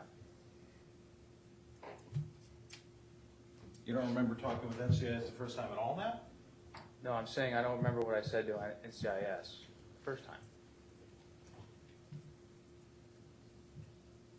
You remember speaking to NCIS and saying, I don't remember why, but I just got a feeling he might do it again.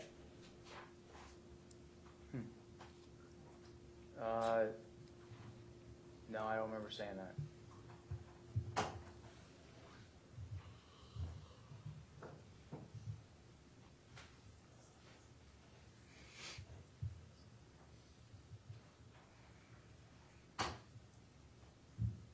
You remember saying, I can't remember exactly what was said during that conversation, but I told him I wasn't good with it, with that.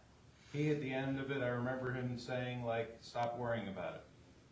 And he said, yeah, stop, not to worry about it. And then the other part to it that I was alarmed by was, and I can't remember how I got this impression right now, but I got the impression he was gonna do it again, and that he had some deal worked out with the Iraqis where they were gonna, like, bring him prisoners.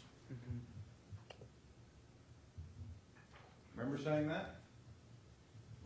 I don't remember saying that, but yeah, I remember I remember him saying that to me. You do remember? Because, again, going back to memory improves with time, you just told this jury a pretty detailed back and forth of, yeah, and I'm gonna get another one, and then smacking you on the shoulder. Remember telling the jury that very detailed conversation? In fact, you even made the hand motion, Yes. okay? You didn't tell that to NCIS over a year ago, did you? No, and I just remember another part of that conversation as well. I'm not interested in hearing the new facts that you're gonna make up now 2 years after the fact. Objection, argumentative. I have not made up. Hold on, everybody, please. The objection is sustained. Please disregard the question. You may proceed. Let's do this. I would like to take a recess. Is there a logical breaking point here in the next few minutes where we could take a recess in the middle of cross? All right. Right now or just in a few minutes? What works for you? We can take a break now. Okay, I appreciate it. Members, let's take just a short 10-minute comfort break. If you'd be back in the deliberation room in 10 minutes, I would appreciate it. Everyone, please be seated.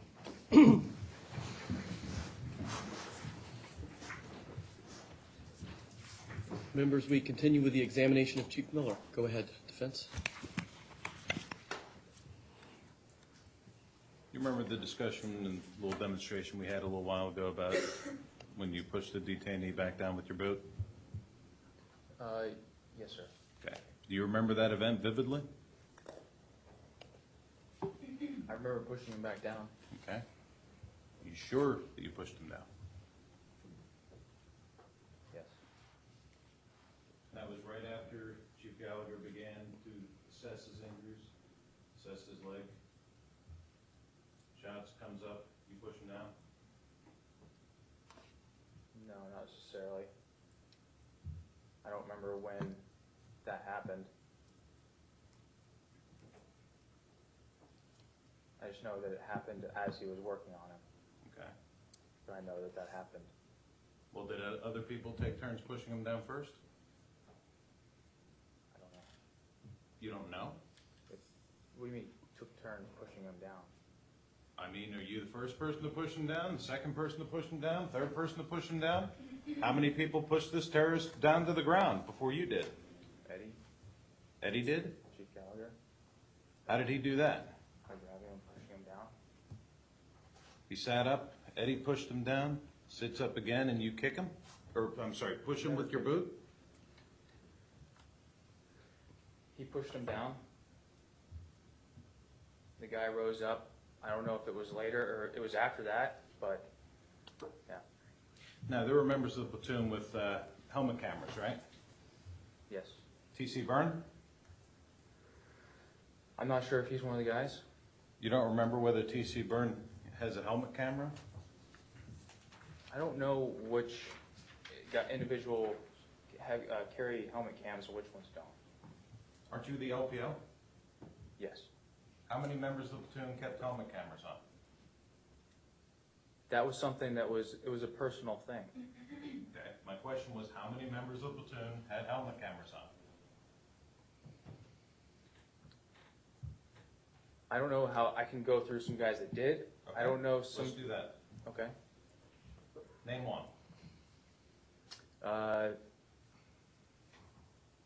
Dylan DeLay. Name two. I want to say Villanueva had a helmet camera sometimes. Name three.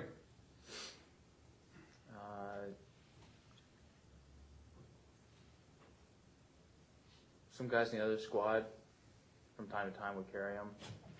How about this squad? Who's the LPO of this squad? I was. Okay, so who else? Arrington? I'm not sure if Erickson carried a helmet camera or not. Friends? Friends wasn't in my squad. Byrne? Possibly. Yeah. Showing you prosecution's exhibit 10. Does that refresh your recollection as to whether T.C. Byrne had on a helmet camera on that day? It's right here on the right side of his. Does it refresh your recollection as to whether he had one? No, it doesn't, but he did. Okay. He did have it. Okay. So after you say that you saw your chief stab this ISIS fighter, you went into the building to find Lieutenant Portier, is that correct? Yes, it is. And you told Lieutenant Portier what you had seen, right? Yes. And you told him Well, we need... I told him what had happened. I know that. Well, what's the difference between what happened and what you had seen? Because if what I'd seen maybe would have been a lot. I don't know. I just don't want to answer it wrongly, I guess. I want to answer it the right way, to be honest. What the jury wants to hear is the truth, okay? Yes, that's what I'm getting Did you at. tell him what you saw, or did you tell him what somebody else told you that they saw? I would have told him what I saw. Okay, so you did tell him what you saw, Yes. okay? Yeah, that makes sense. Oh, good. And then you told him, we gotta get out of here. Yeah, yep. You said, this is not good.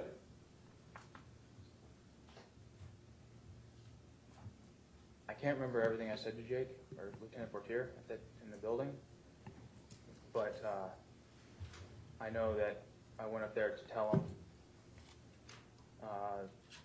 and I did. Did you tell him we're not doing anything anymore, so we should pack up and go?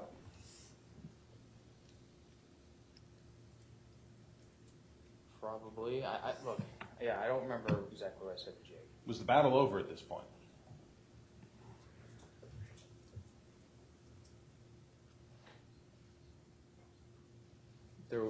There was no gunfire going on at that time, I believe. Okay, so your mission of the day had been concluded, and you were saying it's time to pack up the trucks and leave. Is that correct? No, that's not. It's not. Well, Okay. Okay, I was saying that we should pack up and leave because I felt we were combat ineffective at that time. Because our TAC lead was doing this instead of being where he should have been with the supporting helmet. And because stuff was going down that was not good. That's why I was telling him we needed to leave. Not because the mission was over or whatever that was. Did the lieutenant agree with you that everybody should pack up and leave? I don't remember. Well, what did he say? I don't remember. You just report this to your He was lieutenant. calm. He was calm. Well, what did you do right after speaking to him? I don't remember. You That go was a pack up blur. the mortars?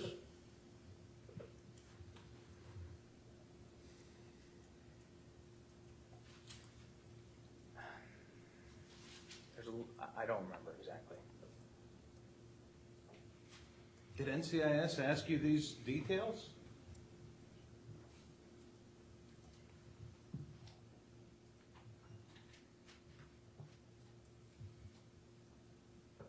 I don't know. Did the prosecutors ask you these type of details? You're talking about specifically, which details are we talking about? Specifically what you did after you spoke to your lieutenant. You just reported to your lieutenant, you saw your chief stab a detainee. Has anybody before me ever asked you, what did you do next? I exited the building. Has anybody asked you before me this question? I do not remember specifically who asked me that question. This process has been a very long process. I do not remember every single discussion I've had with I don't know. Is it fair to say that in the past 2 years, my questioning of you has been some of the most detailed questioning you've received from anybody on this event? Including the investigation? Yeah. I don't think so. Do you remember? I remember spending a lot more time answering questions, just a lot of questions, but I just don't remember exactly all of them. Do you remember breaking down the mornings? We would have had to have done that to leave. Okay, so did you do it? I think so. Okay. Did you get there at the beginning of the reenlistment ceremony or at the end?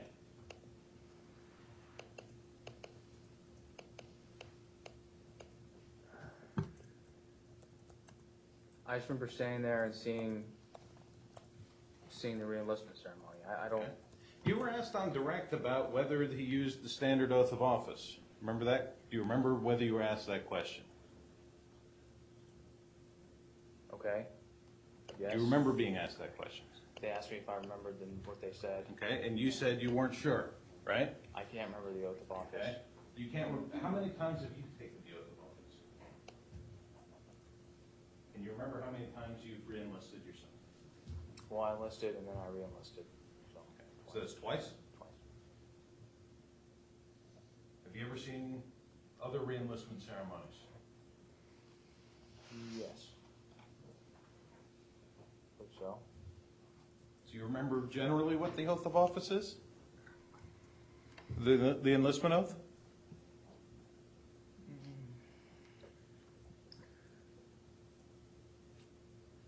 Right now, I just can't think of it right now.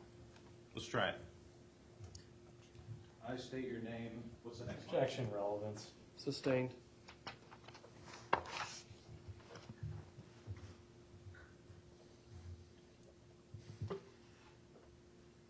After the re-enlistment ceremony, you were then in the picture? I was in the picture. Where was Dylan DeLay?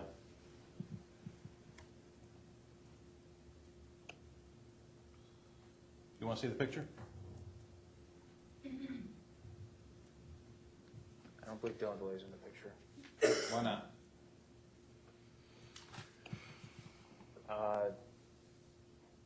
You're going to have to ask Dylan DeLay that question. I don't know. Aren't you the LPO? Aren't you saying that they gathered everybody around to take a picture? Do you remember anybody Yeah, protesting, saying, I don't want to be in this picture? No one that was right there where that picture was taken, like in the immediate vicinity, no one, it was not, yeah, everyone that was right there at that vicinity was in that picture. Okay, so nobody protested and said, I don't want to be in this picture, right? No, that's not what I'm saying. I'm saying that everyone in that vicinity right there, that was right there in that little area, was in the picture. Okay, I don't and know nobody if that someone was- else protested. And nobody that was in that vicinity walked away and refused to be in the picture. Is that what you remember? I don't know if someone did that. I didn't see that. I don't know. What'd you do after the picture? I think we were still getting everything put away and I think loading up the vehicles. What was your mood at that time? Were you upset? Initially, I was, and I calmed down. And what happened when you calmed down? You start joking around? I don't remember. Do you relax? Yeah. Start playing with the drone? I don't remember playing with the drone. You don't remember whether you played with the drone. Do you remember seeing anybody else playing with the drone?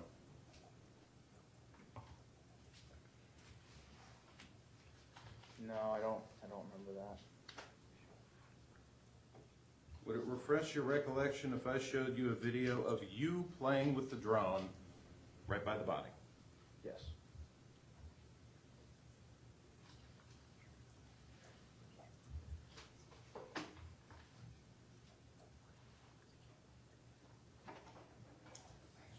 Your Honor, I'm going to need a little assistance with putting this together.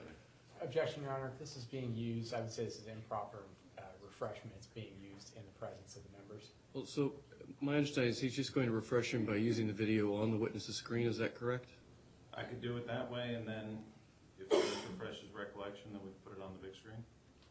Well, then it becomes evidence, and we'd have to have a theory of introduction for that evidence. But we'll just sort of cross that bridge as we get to it. Right now, I believe you're just refreshing his recollection with a video. Is that correct? Yes. All right. That video doesn't have to be marked or anything. Mr. Palatroy will just need someone's assistance in playing with the monitor to make sure that it just shows up on the witness's monitor and not in any of the other monitors.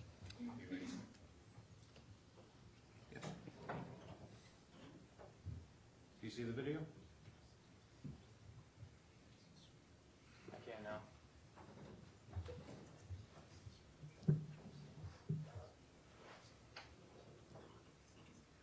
Who's that playing with the... Hold on just a second. We're refreshing recollection, please. Are you able to see what's in the video? Yes, I'm still watching it. Okay.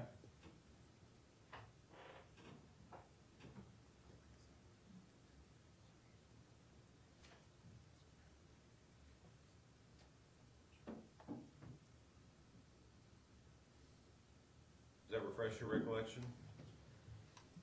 Honestly, it doesn't. Have you ever seen this video before? No, I haven't.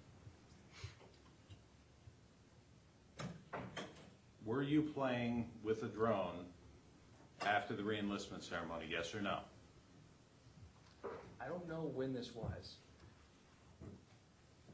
Okay, I can show you a different one. Hold on a second. All right, I'm sorry. What are we doing now? I'm going to show him a second video to assist him refreshing his recollection as to the timing. All right.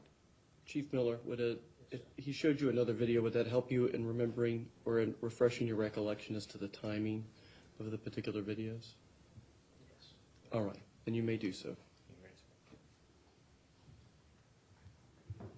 Can you see it? No, sir. Oh, you can't? Hold on. Can't see it. No, I can't. Oh, okay.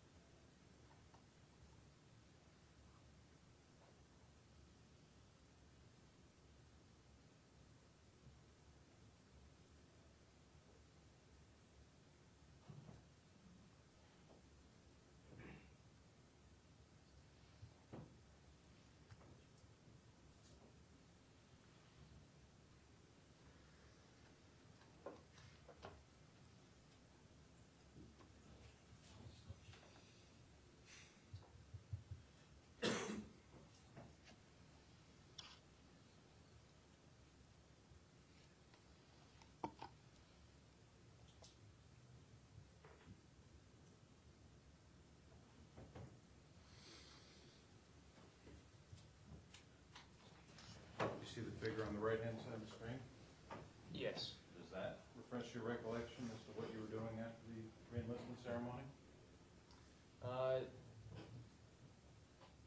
Yes. Okay.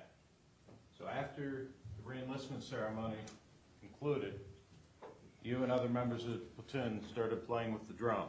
Is that correct?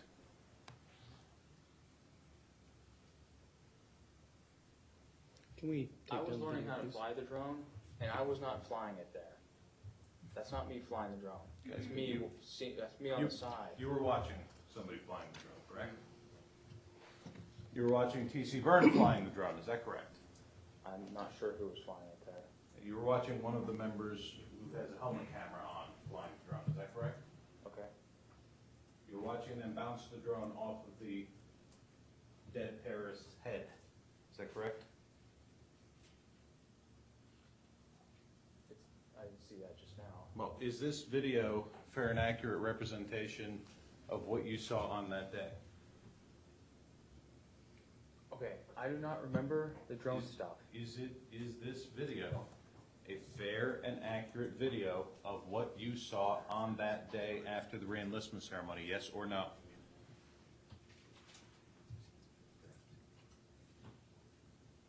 Sorry, can you repeat it? I don't Is understand. this video Yes. a fair and accurate video of what you saw after the re-enlistment ceremony on that day? Yes or no? I do not remember seeing that on that day. You showed me the video, and I do not remember staying there and seeing that. I do not remember the drone stuff at all from that day. And do we know that that was after the re-enlistment ceremony? Was that body still there the next day when we went back and we were learning? I don't know. I honestly do not remember. So you went back on following days to see the body again? Not to see the body, but to work, and the body was still there. Did you take pictures of the body? Did I take pictures of the body? Yeah. No. Did anybody else take pictures of the body? I don't know. You're trying to report your chief for stabbing this terrorist. Did anybody think to go take a picture of the body? Take a picture of the stab wound? If one exists. It does exist. Did you take a picture of it? No, I didn't. Did you do anything in any way to try and memorialize what happened on that day? No, I did not investigate this. Hold on. The objection's argumentative, overruled. Go ahead, you may ask the question. Wish I would have. You may.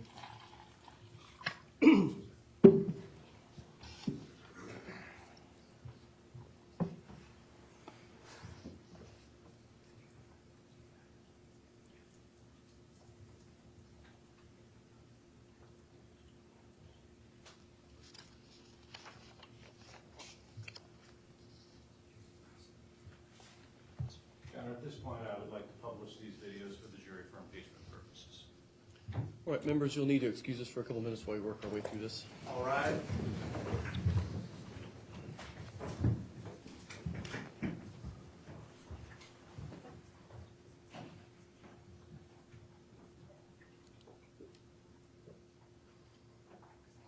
Everyone, please be seated. Chief Miller, would you just have a minute outside that door, please?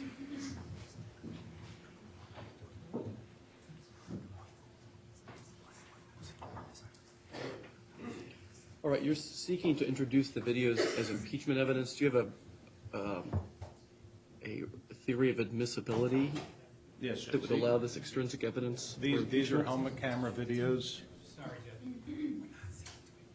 Not seeking to admit it right now, just to publish it for impeachment purposes. Same as if I would ordinarily read from a transcript of the prior testimony. We have to confront them with the video. Well, so you've used the video to refresh his recollection. He has repeatedly said that he has no recollection of those events. That's the end of the inquiry.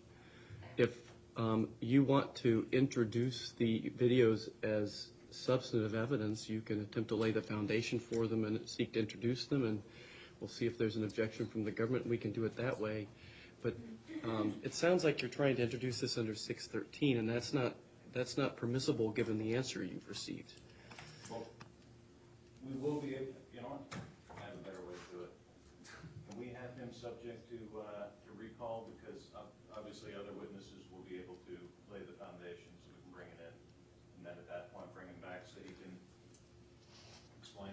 Sure. I mean, you want him to explain it. He's already seen it, so I'm not sure what he's always said. You can always make him subject to recall. Right. This is not contingent upon that. Yeah. For planning purposes, I'm not sure what there is in addition to confront on him, as you've already used it to refresh his recollection, and so you've already confronted him on the issue. But if you've got an idea of what you want to do with that later on, we'll just handle that as it comes along. So no, I'm not going to permit you to just publish the videos to the members. There has to be a theory of doing that, and right now that. Absent introducing it as a defense exhibit, it's not admissible yet under 613 because of the nature of the witness's answer.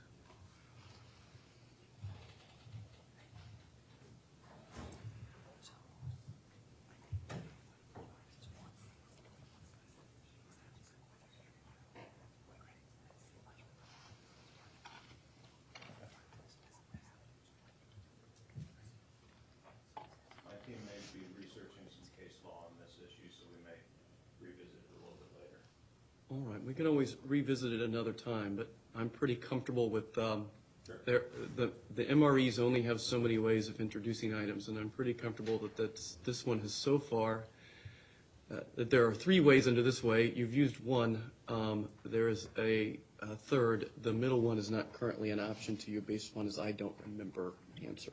I have eternal optimism in Mr. McKay's ability to find a case. That's a huge mistake. That's a huge mistake, right there. Judge, just, I don't disagree with anything you said. The theory is that I believe there's some case law that suggests that to the extent a witness's equivocation about whether something happened or not, whether he was there or not, can be construed as a denial, then he can be confronted with a prior inconsistent statement, not to be introduced, simply to be used for confrontation purposes, published to the jury, published to the witness, but not moved in, because you're right about That's right. being We're all on the same place. The court's interpretation of his answer is that he doesn't remember. It's not the kind of equivocal answer under our 613 that would entitle you to do that.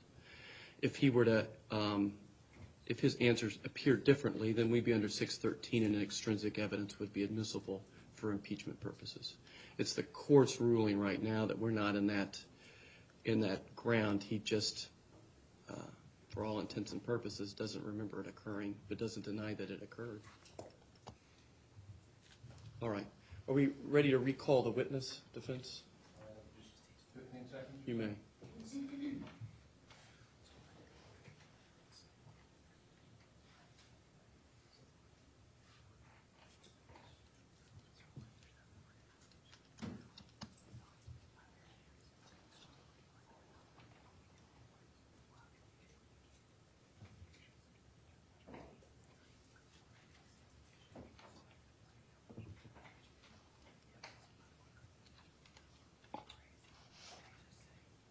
Just for planning purposes, how late do you want to work today? Well, I'd like to get through this witness so that so I don't have to sequester him overnight, morally sequester, not physically sequester. So it would be my hope to get through this witness.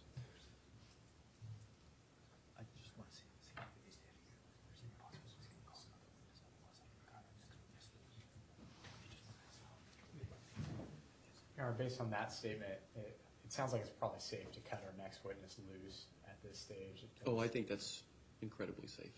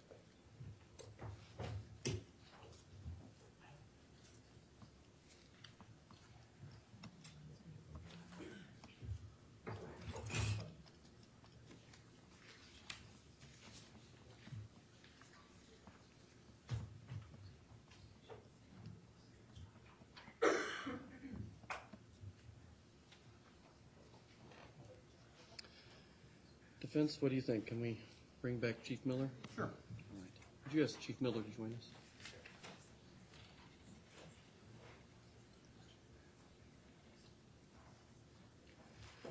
Chief Miller, you can resume your place on the witness stand. Are we ready to recall the members, government? Yes, Your Honor.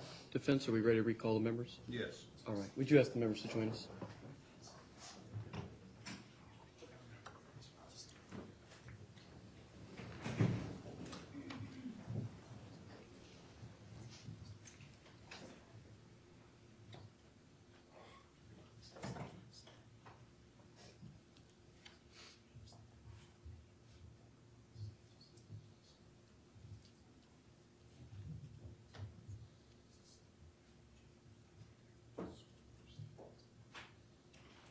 All rise.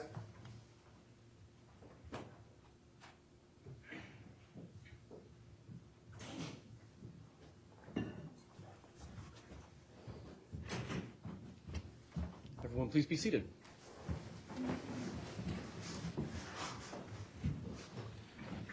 Members, we continue with the examination of Chief Miller. Go ahead, defense. Did you prepare any notes to testify? No, sir.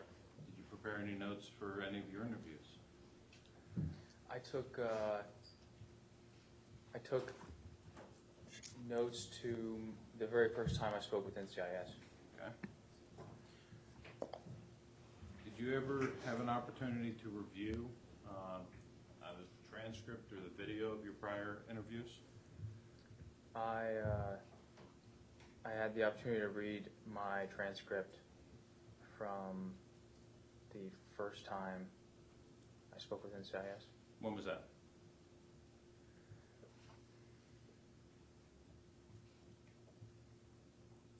I can't remember the exact day it was. Do you remember the exact year that it was? It was last year.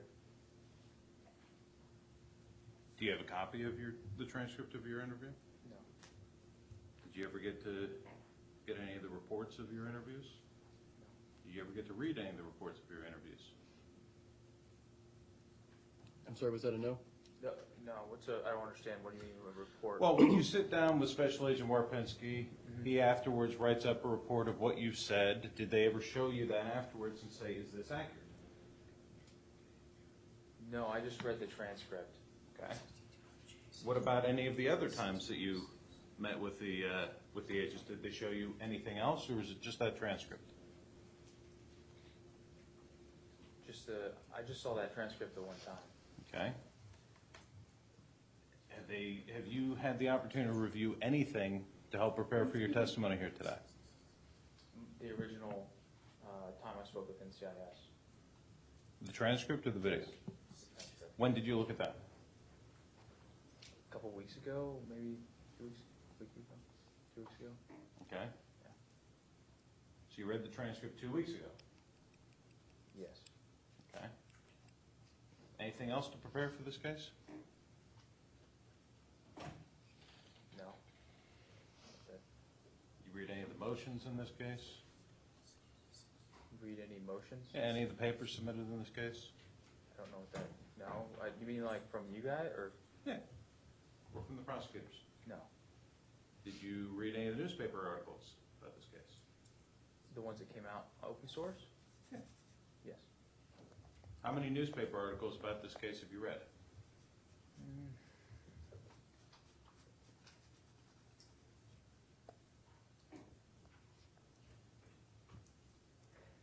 I read the ones from the Navy Times,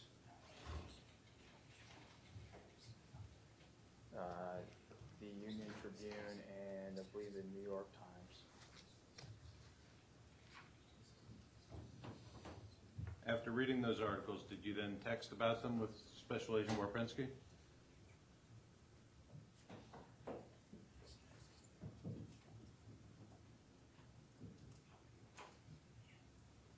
I think after the initial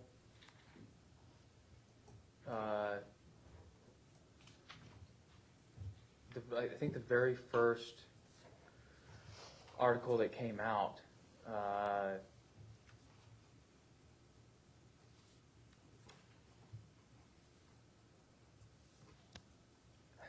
this was so long ago. I don't.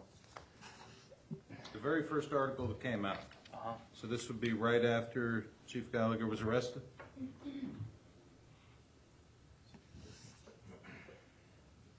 You remember when Chief Gallagher was arrested? September of 2018. September 11th, 2018? Yep. Yes. And if, about a week later, did you read a Navy Times article about the case?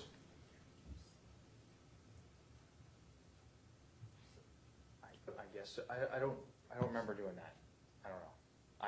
I remember I was following the articles pretty closely initially. Did the NCIS agent alert you to read the Navy Times article?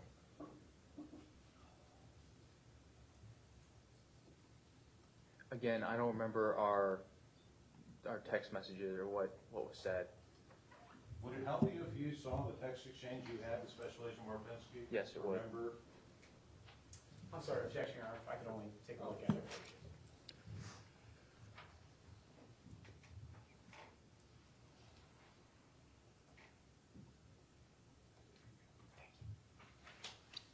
No objection, then I assume? Withdrawn, Your Honor. All right, thank you. Go ahead. Read that to yourself and look up when you're done.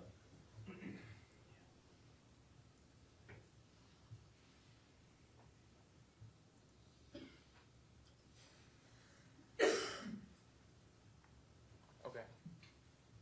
Does that refresh your recollection? Yes, that, it does. In fact, the NCIS agent is the one who told you to go read the Navy Times article. Yep. And in the very same text, he says, "Info's not coming from us." Yep. Does he also tell you he doesn't think it's a bad thing, guarantees no cover-up can happen? Yes.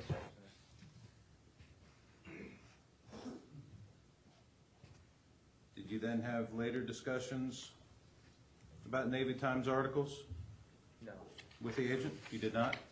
not that I remember. Okay. Did you ever text Special Agent Warpinski, "That Navy Times article is such BS"? Remember that? No, I don't. No. Would it refresh your recollection if I showed it to you? I'm sorry, what's the objection? It's relevance at this stage. Overruled. Would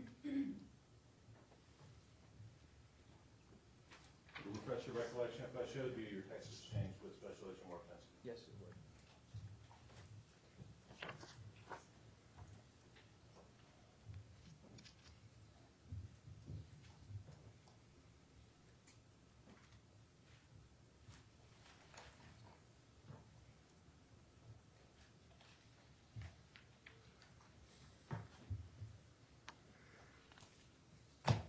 I don't remember what article this was about.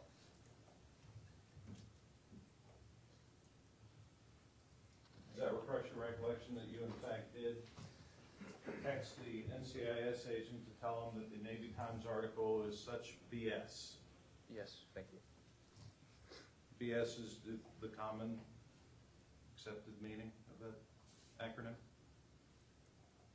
You meant that to say bullshit? Bullshit. Okay, just want to make sure. The NCIS agent said he was pretty pissed about it, right? Mm-hmm. Yes.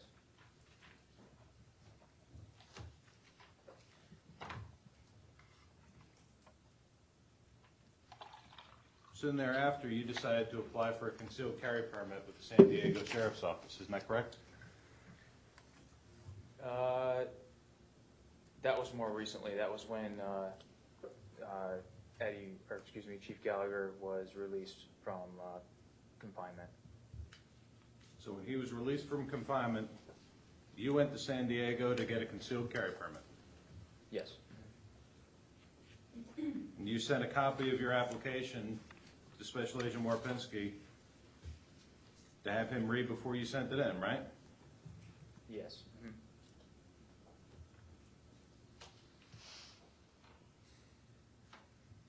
that application, you said that death threats have been made against you, right? And you told the San Diego sheriff to call Joe Warpinski, right? Are you talking about when Eddie Gallagher said, if I find out who's lying, I'm going to kill him? No.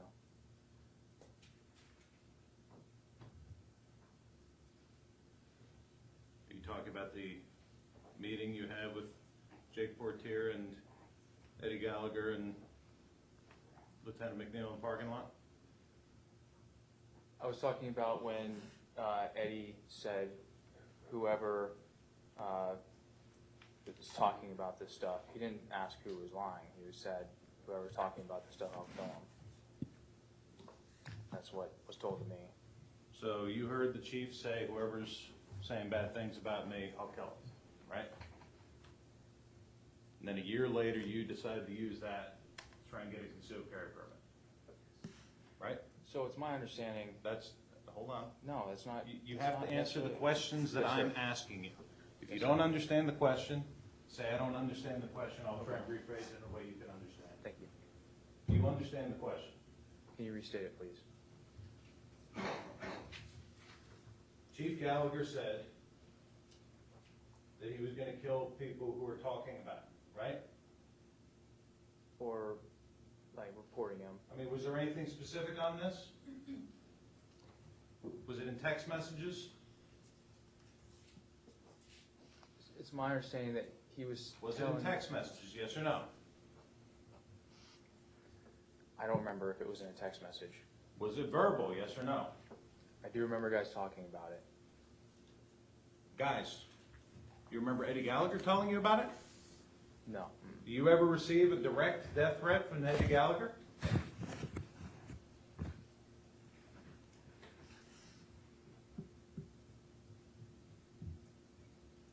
No. And yet you told San Diego Sheriff you did.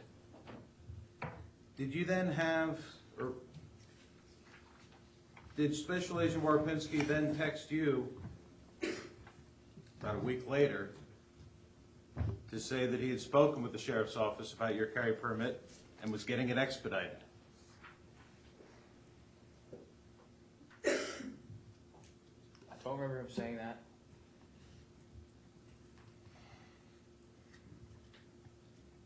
Want to see it? Yes. Hold on a second, I'm sorry.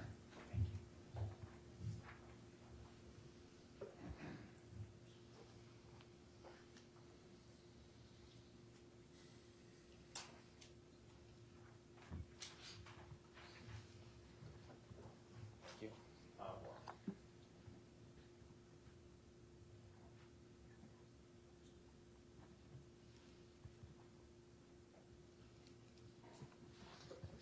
Does that refresh your recollection? Yes. Special Agent Warpinski said he was having it expedited with the sheriff's department for you. Yes.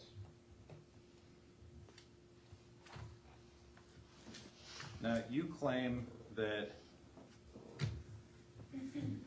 these statements that Eddie Gallagher made about killing people, talking about them, that was back when you guys returned from deployment, right? Yes. So that's August of 17, right? Mhm. He's not arrested until September of 18, right? Yes. So from August of 17 to September of 18, August of 17. August of 2017, I didn't get back until Eddie got back. I think. Excuse me. Chief Gallagher got back in August. I got back in September. okay. So from September of 2017 until his arrest in September of 18, so a full year, did you make an application for concealed carry permit during that time? No. The threats had been made back in 2017, according to you. Right. So you spent a whole year out on the street, surrounded by Chief Gallagher at the down at Coronado.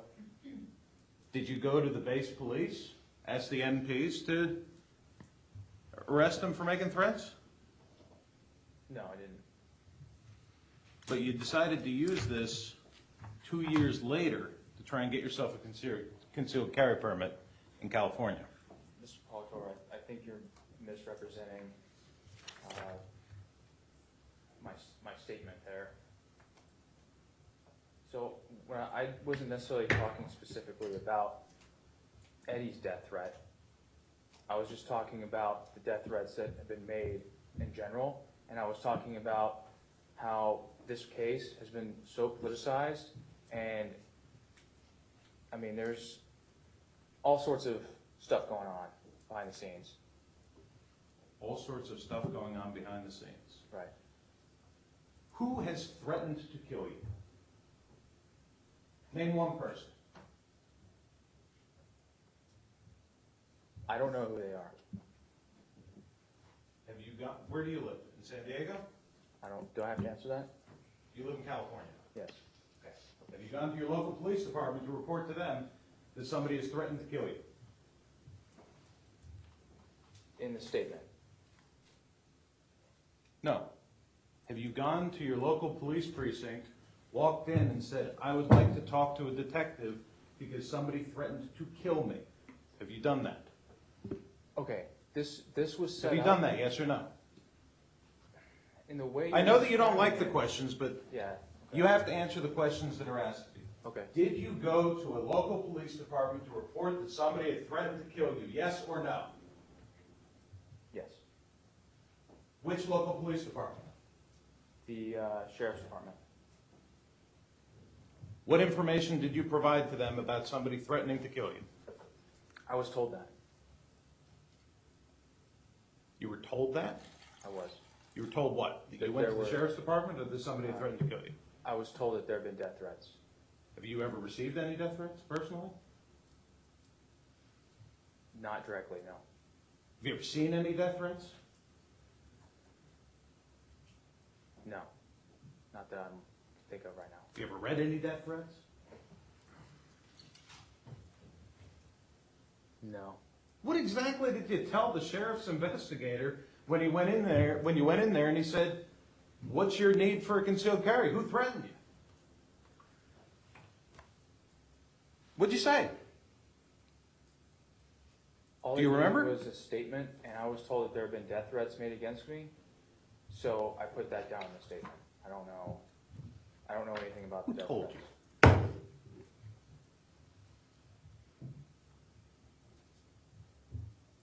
It may have been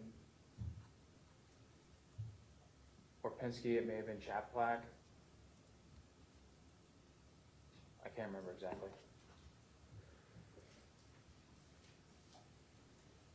Not Lieutenant John? No. Okay. Did they give you any specificity on these death threats whatsoever? No, they didn't. Would you have needed a concealed carry permit back in 2017 after these news articles first came out? I didn't know it was available to me at that time. Did you need one?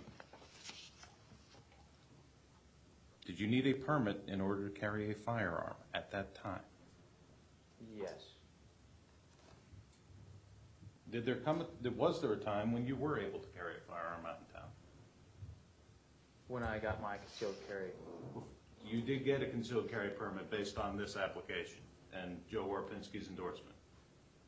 Yes. You actually have one right now. A concealed carry permit. Yes.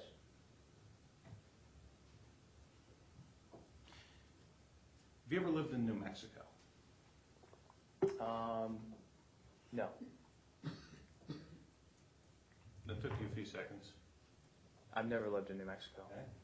Have you ever worked for a New Mexico Sheriff's Department? I volunteered for New Mexico Sheriff's Department. How far away is New Mexico from here? It's like 17 hours. Okay. Really long ways. You volunteer for a New Mexico Sheriff's Department so you could get a badge and a gun, right?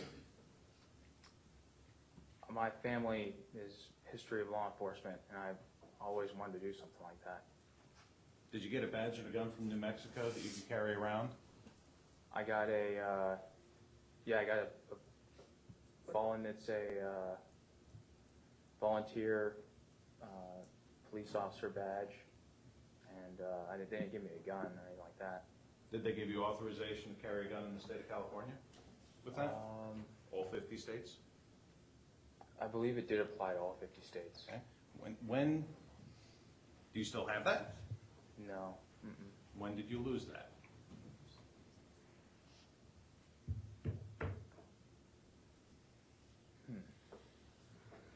I don't remember. It was just, that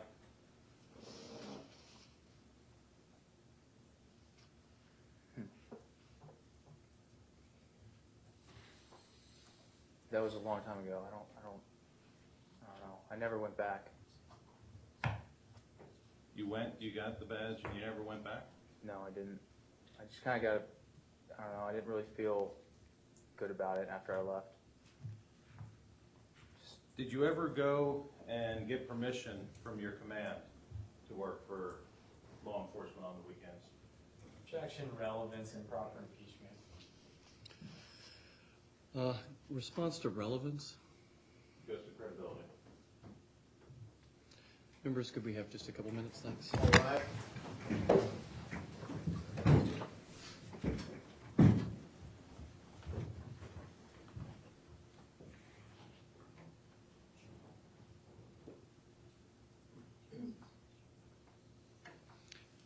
Chief Miller, will you step out just for a second, please? Everyone, please be seated. I'm sorry.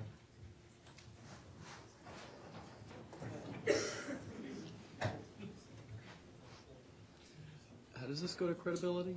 This was a scam being run by New Mexico Sheriff's Department where they would give out badges to people so that they could carry concealed in all 50 states. They never actually spent any time there. When it was discovered that a pretty significant political figure and political donor was part of this as a Wall Street hedge fund guy, they shut the whole program down. Everybody lost concealed carry permits, and then he ran off to Joe Washington to get one.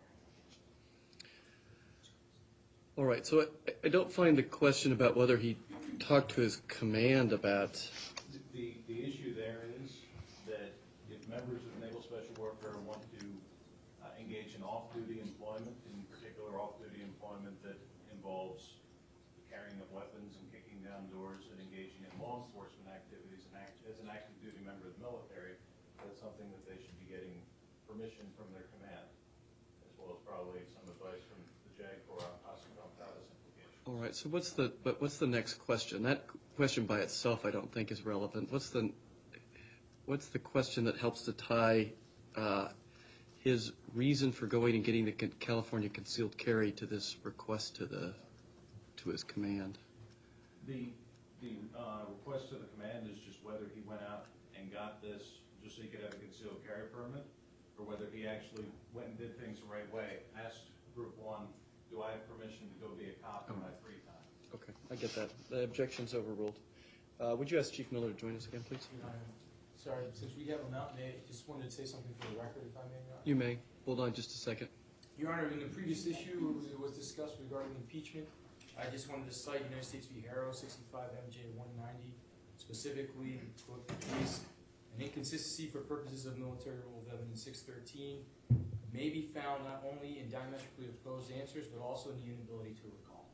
I just want to make the record. I understand.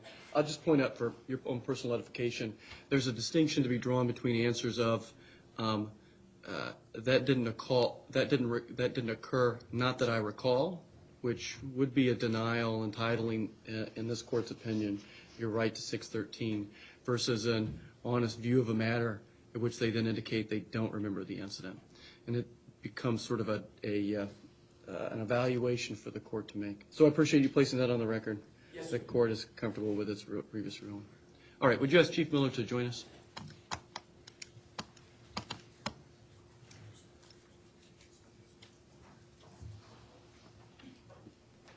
Chief Miller, you may return to the witness stand. Are we ready to recall the members' government? Yes, Your Honor. Defense? Yes.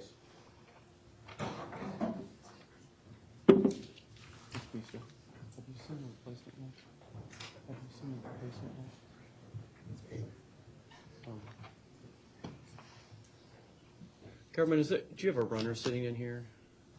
Doesn't look like you do. I don't, sir, but I can get one. Miss Feaster's replacement was supposed to be here a little while ago. She's over her clock.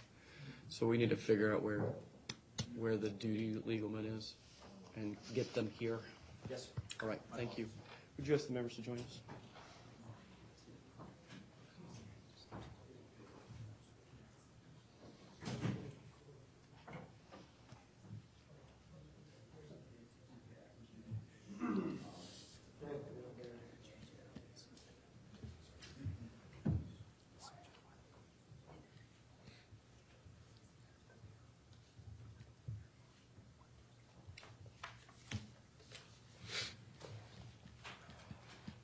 All right.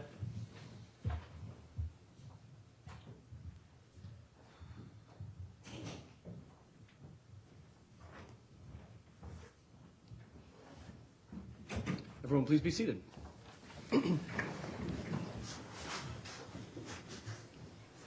Members, I overruled the objection. You may continue.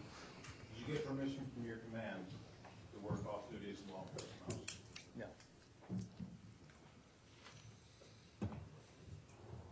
Did you go on any, did you join the SWAT team with that department? No.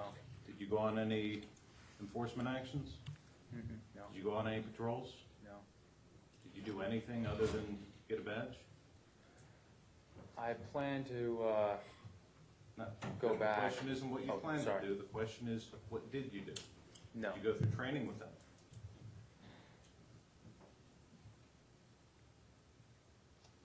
I expected more. It was some very little training. And how long after that did you keep the badge for before you turned it in? Oh, withdrawn. Have you ever turned it in?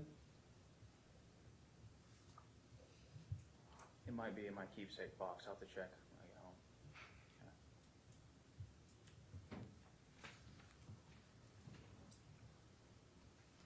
When you were in Iraq, did you go drinking with Lieutenant McNeil up on the roof?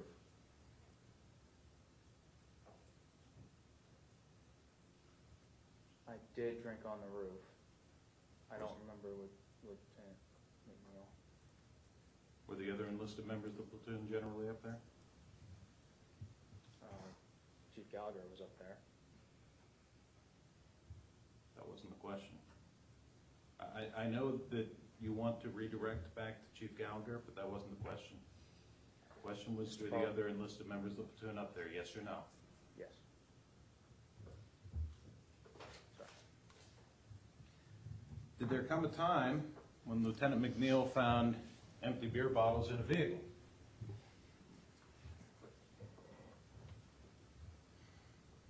I do remember something about that. Yep. You remember Chief Gallagher coming to talk to you about that? Yes. You remember Chief Gallagher being upset about that? No. You remember Chief Gallagher telling you not to do it again? No. He didn't counsel you for drinking while driving the vehicle? No, I didn't drink and drive. He didn't counsel me either. He said that Tom was pissed and that he didn't care. Did he ask you who was driving while drunk, for drinking and driving, or No, who was? I wasn't. That's not the question. Who was? I don't know. Weren't you the vehicle commander? The vehicle commander? Yeah, weren't you in charge of that vehicle?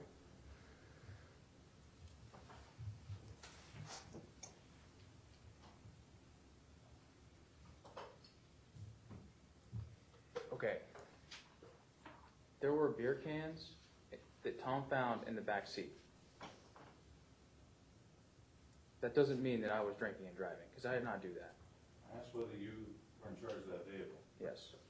Do you have difficulty answering this type of a simple question? No, sir. Okay. Were you in charge of the vehicle? Yes. Okay. Vehicle commander. Were you allowing others to drink in the vehicle?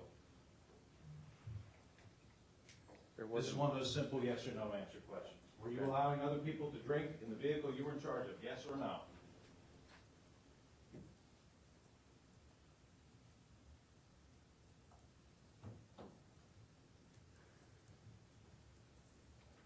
Your memory is so good on the questions I ask you. Can't you remember this? I'm trying to remember this.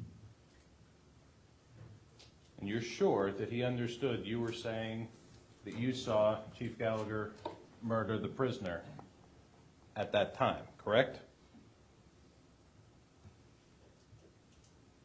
I don't remember if I told him that I saw that, or if I just told him that Chief Gallagher executed the prisoner. Okay.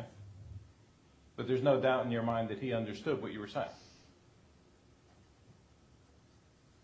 Yes, he understood. I believe he understood. Yes.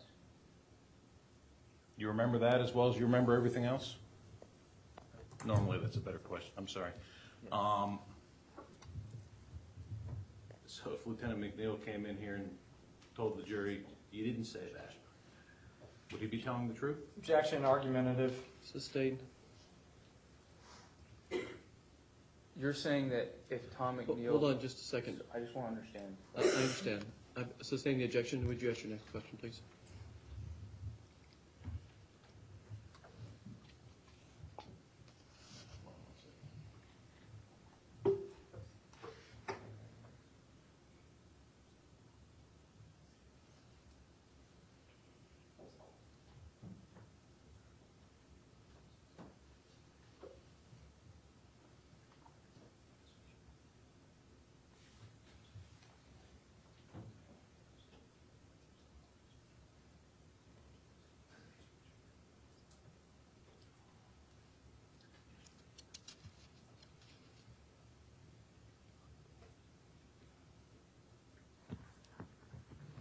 Nothing further, Judge. Redirect. No, thank you, Your Honor. Members, are there any questions for this witness? That's a negative response from all members. Government, is this witness subject to recall? Yes, Your Honor. All right. Chief Miller, you are temporarily excused during the pendency of this trial. You're not to discuss your testimony as this trial is going on. You're not to discuss your testimony with anyone other than the counsel in this room. Do you understand that? Yes, sir. All right, you may step down for now.